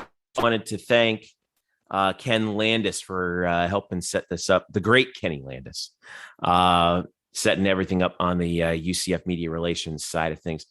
it's always so insightful to talk to Scott, right? I mean, he's such an expert. Yeah, when I think of him, he's just an expert at college soccer. And I mean, you might think, well, that's kind of a silly cliche. I mean, shouldn't all college coaches be experts at college soccer? But he thinks about the game, and not just, in terms of his team, but the sport in general, so profoundly. And I think it shows up in UCF's style of play too, Eric. And I'm looking forward to seeing them, pick up that style of play once again. I kind of, it was really interesting what he said about some of the players that, had trouble getting out of Brazil, to get to the team last year. And now it looks like we're going to have a full complement. And, wow, coming off of what they were able to do last year, I think you got to be really excited, huh? No doubt. And the exciting thing is that Coach Calabrese will be with us for a while, signed an extension, as we brief mentioned there at the end, among a lot of coaches. We'll get to others later in our next segment. But, yeah, look, I think their offense will be a lot better. I agree with you. I think their offense will be a lot better this year. The biggest question, though, is who's going to be the goalkeeper. Mm-hmm. As we talk, we don't know. We'll get some answers, maybe starting against that FIU match and moving forward, but that's going to be the big question. You're replacing a great goalie in Yannick Erdo, who I think is the second greatest goalkeeper in the history of UCF soccer. Big shoes to fill. Who fills those shoes could go a long way in how far this team can go, whether they can win another conference title, whether they can, make it a four-peat? 4 in a row in the regular season. Trying to make it 4 in a row in the regular season. Can it get back to the Sweet 16? I'm very curious to see how the goalkeeping situation goes. The offense, I think, will be solid. The good news is, and you heard Coach Calabrese mention, very experienced. Yannis Learman, to me, is the key factor. He's the leader. He's the glue in the back. When he was hurt early in the spring, they struggled. When he got back is when they started clicking. I don't think that's an accident. He's their best defensive player, and I think he will be certainly help out whoever the goalkeeper is moving forward. Yeah. By the way, Gino Vivi, number 14 on Top Drawer Soccer's top 100 players in college soccer. Yannis Learman was 42nd. I think Gino has the potential for this calendar year when we do the Bannies next year to be the breakout star category. He really came on at the end in spring. You could tell he started to figure some things out offensively. I expect him to be the leading scorer on this team, and I think he could be the next guy that has the potential before his career's done at UCF to be an All-American. Yeah, between him and Luca Dorado, I think you just have such tremendous scoring potential. We were spoiled by, having one guy for 2 years in Cal Jennings, just be a human goal machine. I think, you're not going to see either one of those guys, checking in the top 5 or 10 in the country in terms of goals. But when you combine them, I think they're going to be one of the top, goal scoring duos in the country. We saw what Luca did last year in the tournament. Remember, he scored both of the regulation goals in both of the tournament games.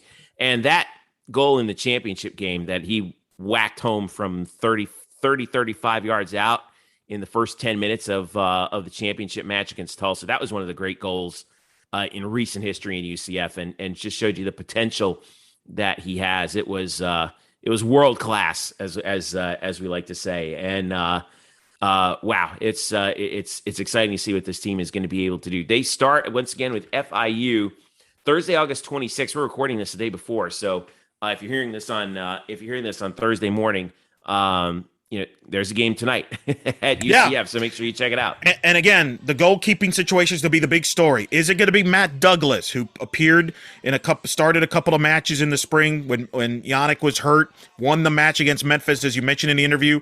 Or is it the redshirt sophomore Bernardo Brandeo?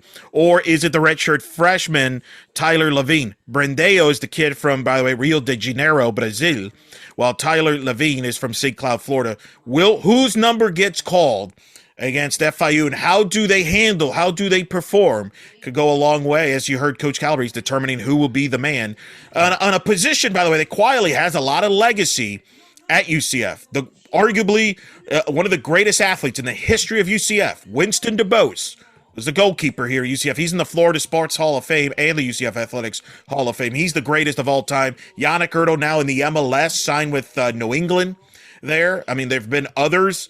Rick Brankovic, who played with the Tampa Rowdy. So this is a position that quietly is a very high, big-time position in UCF athletics. Yeah, so we'll find out real quick who gets the nod for that season opener. By the way, in addition, there is soccer on the women's side as well in Gainesville on Thursday night. UCF ranked number 19, the women are, at the Florida Gators on Thursday, August 26th, 7 p.m. up in Gainesville. So those of you Knight fans who are up in the Gainesville area get the chance to see UCF women's Good to soccer see that rivalry renewed. Obviously, Yes. as you saw, the pollsters made a big jump as a result of the win over Texas last week. And again, 4-0 last week. Huge. And this is where the brand name comes in, right? We've talked about in football, the American version. Oh, lack of respect by the polls, right? Over the years in football. You see in soccer, when UCF does something like beat Texas 4-0, they automatically get respect because of the tradition and the brand they have. Now they got to follow that up by going on the road against Florida. There's a new era in Florida. Tony Amato is the new head coach, taking over for Becky Burley, who retired in the spring and is now currently the head coach of the professional team here in Orlando, the Pride. It's kind of weird to say that. I mean, this is only the second head coach in the history of Florida soccer. Yeah. And it's a bit of a rebuild there at Florida. They had a draw with Texas on Sunday. So this is a big road test to see if UCF can continue that momentum they built in the Texas win. 5-14-1, the all-time record for UCF against Florida, but they've won the last two. So that should be something that, I know Tiffany Roberts, the head coach, she wants the UCF to have the upper hand in that head-to-head every year against Florida. So good chance to see that as well on the pitch in Gainesville. UCF women's soccer against Florida at 7:00 on Thursday. UCF men's soccer against FIU on Thursday night at home as well. Don't go away. When we return, we got a couple things to clean up here. Some coaching contract extensions to talk about, and some softball news from Eric Lopez, as well as men's basketball schedule continuing to fill out. Stick around. We'll be right back. We're back here on the Black and Gold Banneret Podcast. It's Jeff and Eric with you as we wrap up here our third segment. Thanks again to Chris Vannini. Thanks to Scott Calabrese joining us in our first two segments. Let's talk about some other news coming up. We talked about the two soccer teams starting out, or not starting out in terms of the women because they started last week, but women's soccer is underway, men's soccer on Thursday as well. Volleyball gets underway this weekend as well. They have the UCF Challenge at home at the venue. Georgia Tech, St. John's, and Penn State coming to town. Big time competition at the venue to start the season. They held the Black and Gold last Saturday. Don't forget, we had Todd Dagenet on the show last week to preview his team. And they get to face an ACC, a Big East, and a Big at home here. Penn State, of course, wasn't all that long ago. They won 4 straight national titles. St. John's is expected to contend for the Big East this year, and Georgia Tech as well in the ACC. And the first match is 7 p.m. Friday, Georgia Tech. St. John's at 11 a.m. on Saturday, at 7:30 p.m. on Saturday. So, by the way, Eric Lopez, I will be on the call on ESPN Plus on Saturday morning. So there you go. That is something that I am looking forward to very much. Working with Meg Fitzgerald, the former Meg Collado, our former Hey, yeah, good to see her. Wow, I'm looking forward to seeing her in the booth. That's good. She's been. She and I were talking. We're really excited for the season to get started. Despina Barton will be handling the other two matches. We're underway, man. Here we go. Could be some history. Will be some history this weekend. Maybe you get to call this history. A little stat here. McKenna Melville coming into this weekend has 993 digs, 7 away from 1,000. Oh, she might get that Friday night. All right. Yeah, let's hope so. Right. Yeah. I mean, that's a good thing. Whenever she does that, either Friday night, probably you're right. I would probably bet on Friday night. She would become the 6th UCF player, the history of the program, to have over 1,000 kills and over 1,000 digs, the 1,000 club. She would join Miriam Metzketz, who played from 91 to 94. Tyra Harper, who's arguably the GOAT, obviously been probably, if we rank the UCF volleyball players all time, she would probably get the nod. She's in the Hall of Fame, Ring of Honor. She was an Olympic alternate in volleyball. She played from 94 to 97. Renata Menchikova, who's also a UCF Athletic Hall of Famer, 95 to 97. Aaron Campbell played from 2006 to 2009, and Kia Bright, 2014 to 17. That's the list that McKenna would join once she gets to 1,000 digs. And what's interesting about those names, only Bright and Campbell we're able to accomplish it under the current scoring system. Right. Because Harper, Menchikova, and Metskits played on a different scoring system, which you've explained. You had to win on side. You had, in order to get a point, you had to be on serve. If you side out, there was no point. But now, this is what we've been in since 2001. I think we're now in the rally scoring era where you get a point on every serve, no matter what. Yes, and Melville comes into the season with 1,369 kills. That's sixth all-time. She is 783 behind the all-time leader, Renata Menchikova, who had 2,151. She did it in 3 years, by the way. Shout out to Menchikova. That's a machine. Yeah. Tyra Harper, 1,932 is second. Melville is 662 behind. Metskits, 1,811. That's right there. Only 443 behind. Then you got Leire Sante, who played from in that 0102 range, 1,497. And then Angelica Crump, 1,489. My guess is, Jeff, I think you would agree with me, based on McKenna's career, she probably will end up in third place by the time this year ends if she goes based on her career averages. Right.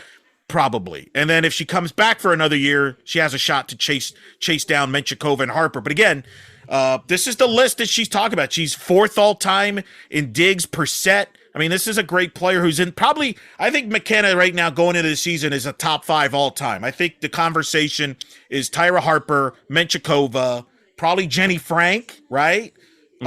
Maybe some, if you go pre-D1, Laura Smith. It's tough because of the positions. Jordan Pingle from a libero standpoint could be in the conversation. But I think McKenna's in there. Delana Sarton is another one that we should mention. Those are probably your names, right? That you would, when you say Mount Rushmore, greatest of all time, that's the list that McKenna's is in that list, right? Yeah, she's definitely carving her face on the mountain right now. I think, and the other thing too, her presence is translated directly to success on the floor for the team too. The last seasons, UCF's conference record is? Go for it. 40-2. And that includes 2 conference tournaments, by the way, that they've won as well. The only 2 losses were to Jordan Thompson and Cincinnati. And yes, that Jordan Thompson, who played on the U.S. Olympic team in Tokyo just a couple weeks ago and helped the United States win. And was really their number one attacker until she got hurt, leading to the gold medal. First ever gold medal for UCF, for Team USA indoor volleyball. So on the women's side. So that gives you an idea of the run that UCF has been on right now. 46 of the last 48 in conference, 75 of the last 90 overall. Another player that's been involved in that is Anne-Marie Watson, who comes in second all-time in blocks assists, 378 behind Harper at 475. She's fourth in total blocks, averages 1.1 block per set. She has 729 kills, so that she's about 271 away from 1,000 herself. So she's another one under the radar. You know what I mean? She's, because, obviously Melville and her great career, but Watson's had a great career, and this is her last. Do we know this? This is her last year for sure, regardless. There's a lot of ammo coming back for UCF. The only question is, how does the libero position shake out? Todd talked about it with Chloe Shear, who's the number 1 returning veteran on the back line for UCF. But she is going to get plenty of she's going to get pushed by one of the younger freshmen that has come in, Caitlin Grimes from Lebanon, Ohio, who's a freshman coming right in. I think it could be a real good battle between the two of them, because we are going to see a lot of players used in rotation. I mean, this is going to, because, like you said, they just played in the spring. Jump management is going to be a real issue, for UCF this year. No doubt. As it is for everybody, by the way. Everybody's in the same boat, but it's going to be exciting to see those Penn State colors against UCF in volleyball. That's a pretty signature moment. I mean, I'm trying to think real quick before we move forward, because we still got a lot to go, but I think of Stanford, which I want to say was Todd's first year or second year with Stanford. It was his first year, his very first year. This has got to be right up there with that as far as marquee names, matches in the regular season in the history of the venue. No, It's certainly up there. Yeah, I would put Stanford up there. Looking back on it, the championship match with Cincinnati. Well, that's a different category. That was amazing, category, man. But we've seen. This is one of the bigger opponents that we've seen in a long time. Florida came here for the NCAA. That was big.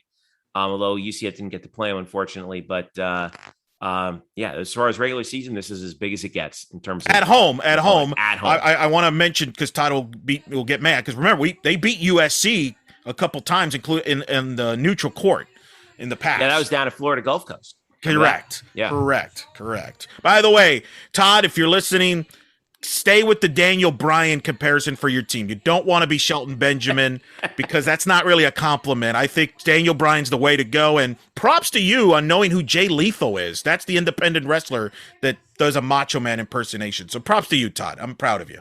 I appreciate this talk. Already too much wrestling for. We got to get Greg Lovelady to chime in on this. Speaking of which, great segue, Eric Lopez. Thank you. Greg Lovelady just signed himself a contract extension through the 2025 season.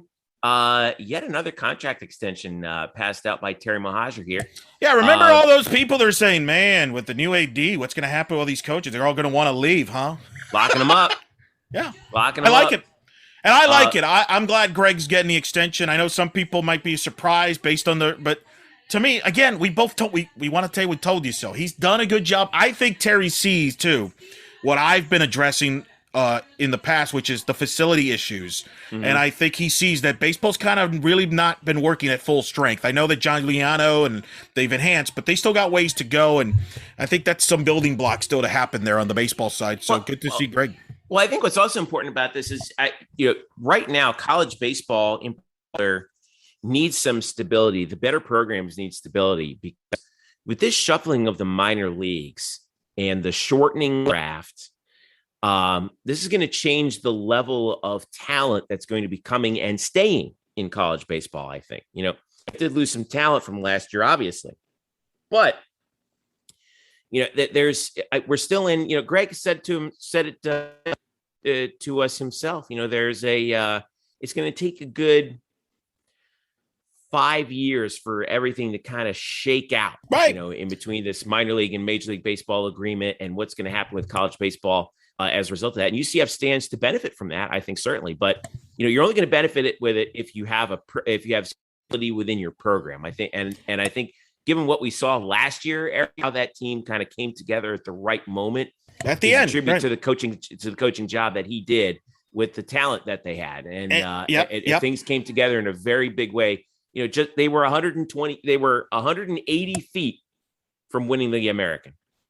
Well, and I think this is too Terry's way of saying we know that maybe the administrations haven't helped you in the past, and I'm here to help you from a facility standpoint, from a support system. I'll never forget.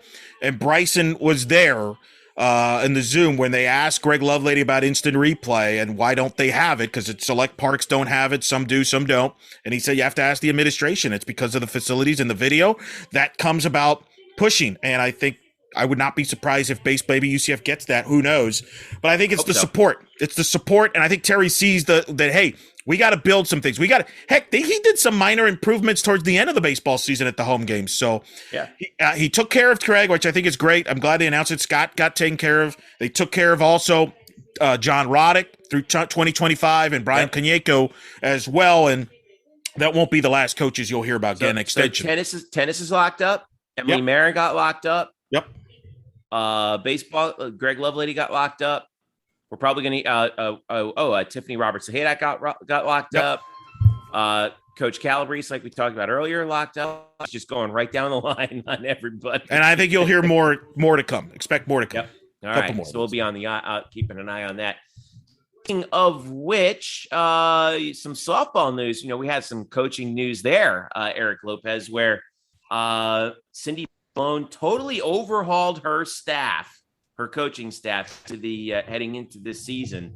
So tell me you've seen, Whitney Jones obviously is the highlight, who, she actually played for, is that right? She played for Whitney Jones was a player from 2011 to 2014. that was the time frame when Coach Paul Malone was the assistant to Heather Tarr at Washington when Sydney was the assistant from 2011 to 2012. So they go way back from those days.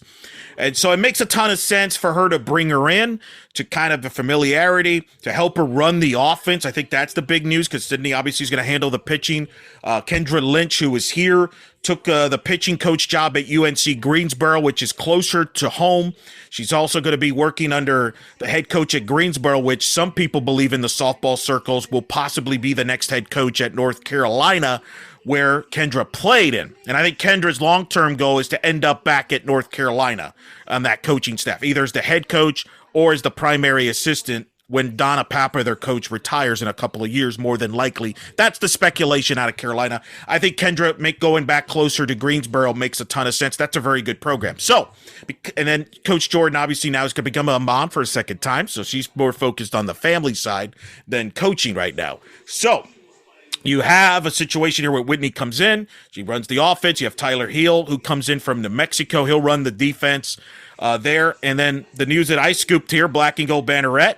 And in the circle break here, Aaliyah White will be the grad coach. So she will be sticking around this program at UCF as well. They will probably add in a volunteer coach from what I understand. Look for that in the next week or so. It will make sense here. But Coach Paul Malone has got a staff that she knows very well. And I think, look, they're just trying to push forward after a great season.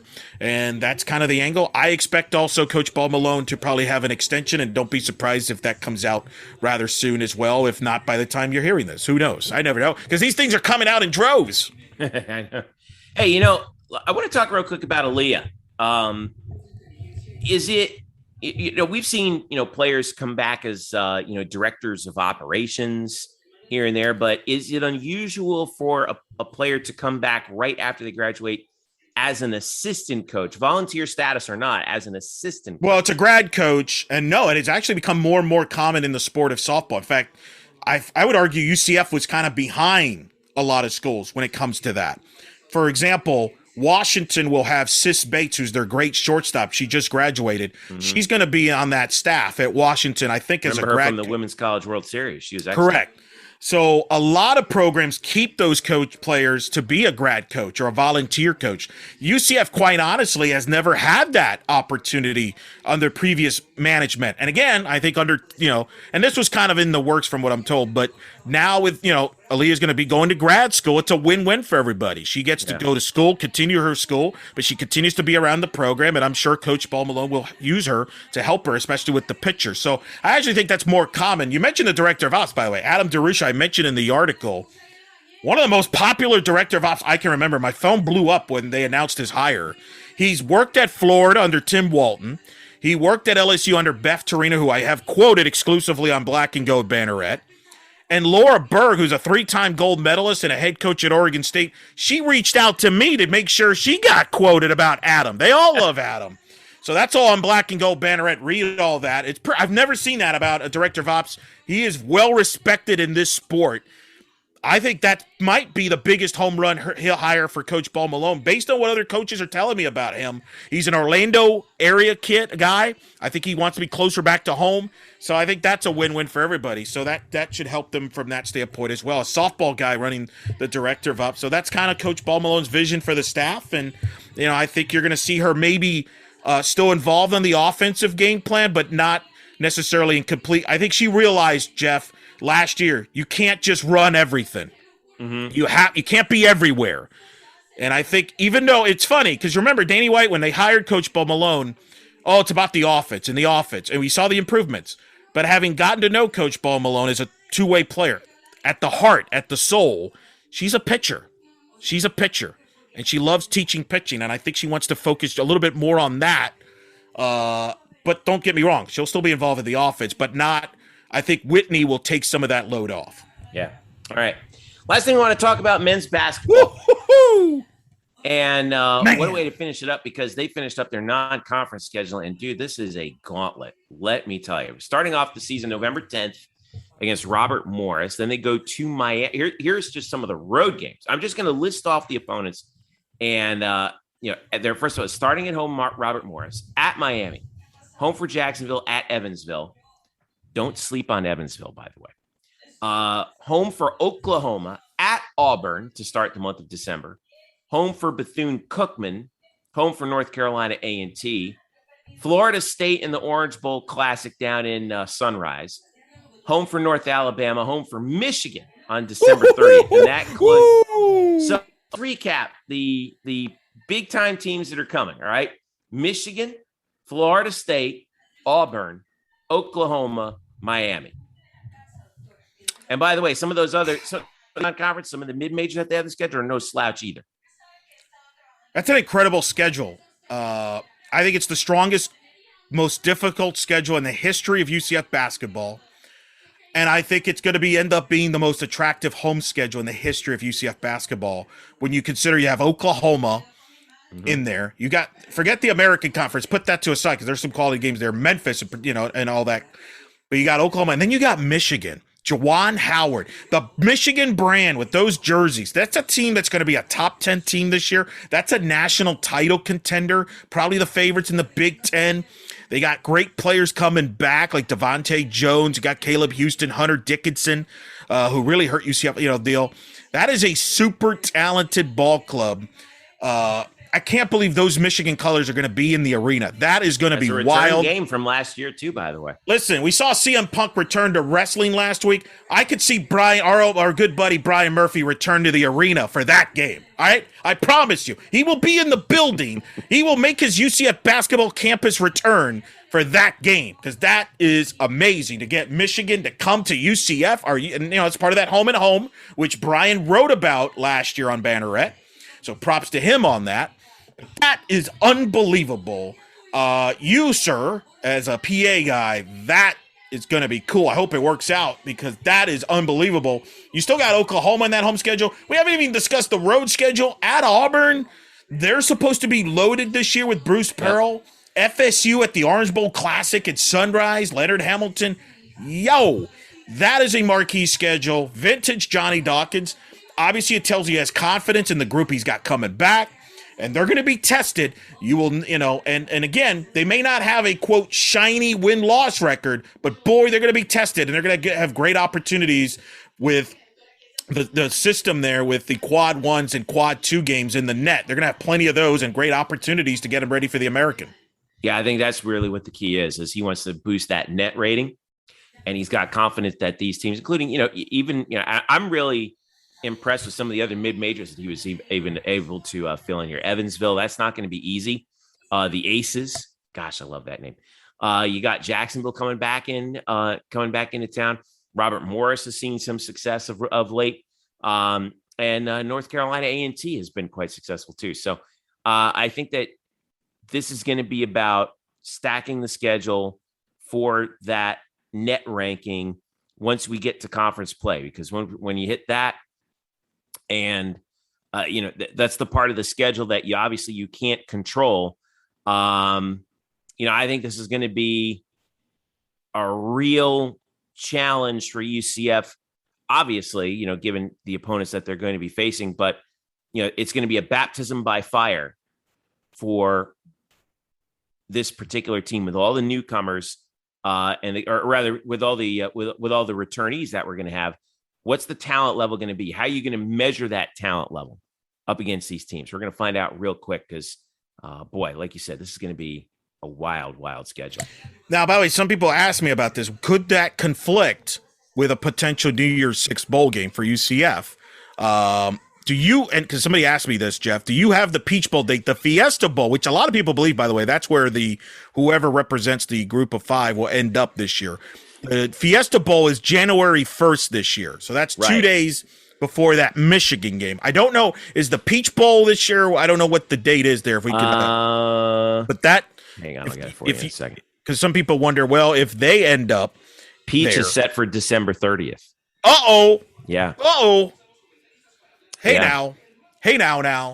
That's the only unfortunate thing about the Michigan date. If UCF ends up in the Peach Bowl, that's probably, they're not going to draw, that's going to hurt, obviously, attendance. And even if they're in the Fiesta Bowl, that could hurt attendance because people might travel out west. But hopefully that's a problem we deal with. But nonetheless, that's the only negative. But otherwise, man, that is, that's going to be something.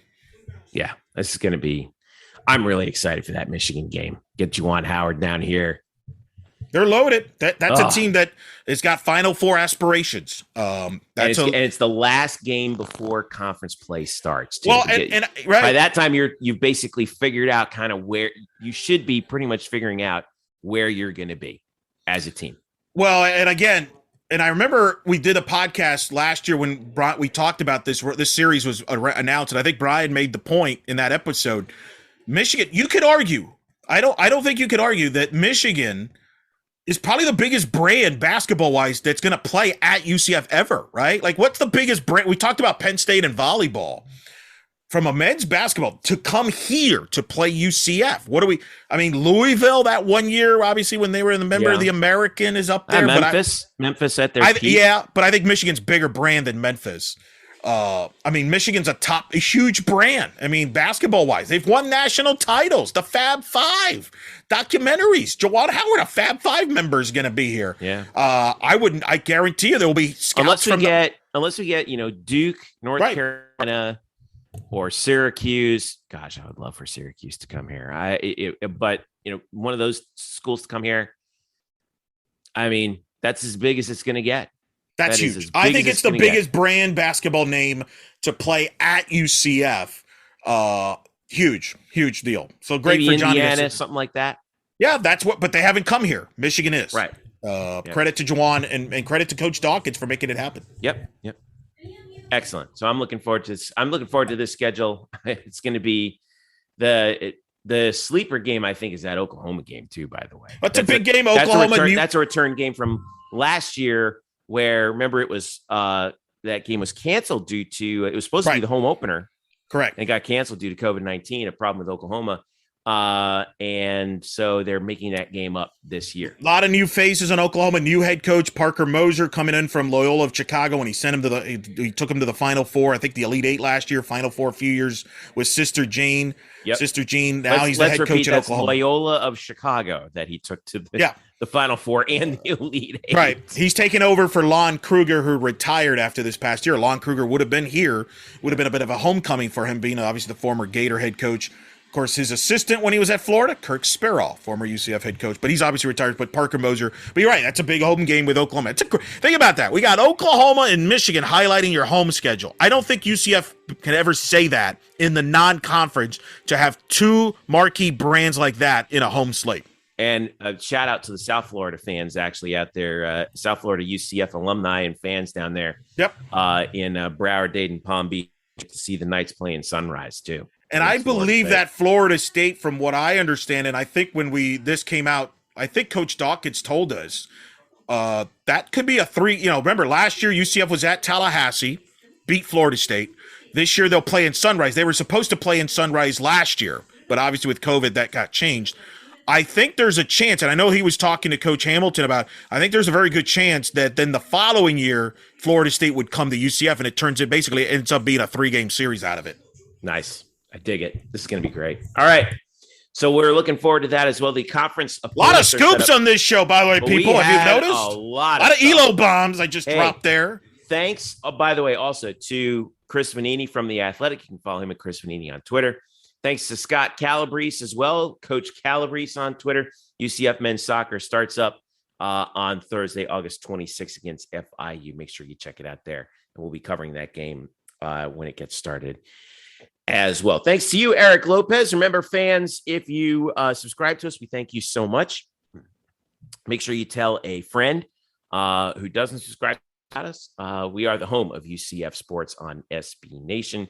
You can follow us on Twitter, UCF_Banneret, Facebook.com/Black and Gold Banneret, and of course, blackandgoldbanneret.com. If you do not subscribe to us, please do. We are available on Apple Podcasts, or if you're an Android user, you can look us up on Spotify or wherever you get your podcasts. Eric Lopez, we're off and running, man. We got soccer, we got volleyball.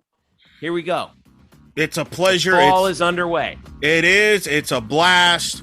And hopefully everybody gets excited. We'll have a lot of football next week. But in the meantime, as my good friend CM Punk would say, told the AEW audience, go get yourself an ice cream bar on us. All right? Enjoy it. For Eric Lopez, I'm Jeff Sharon saying thank you so much for listening. This has been the Black and Gold Banneret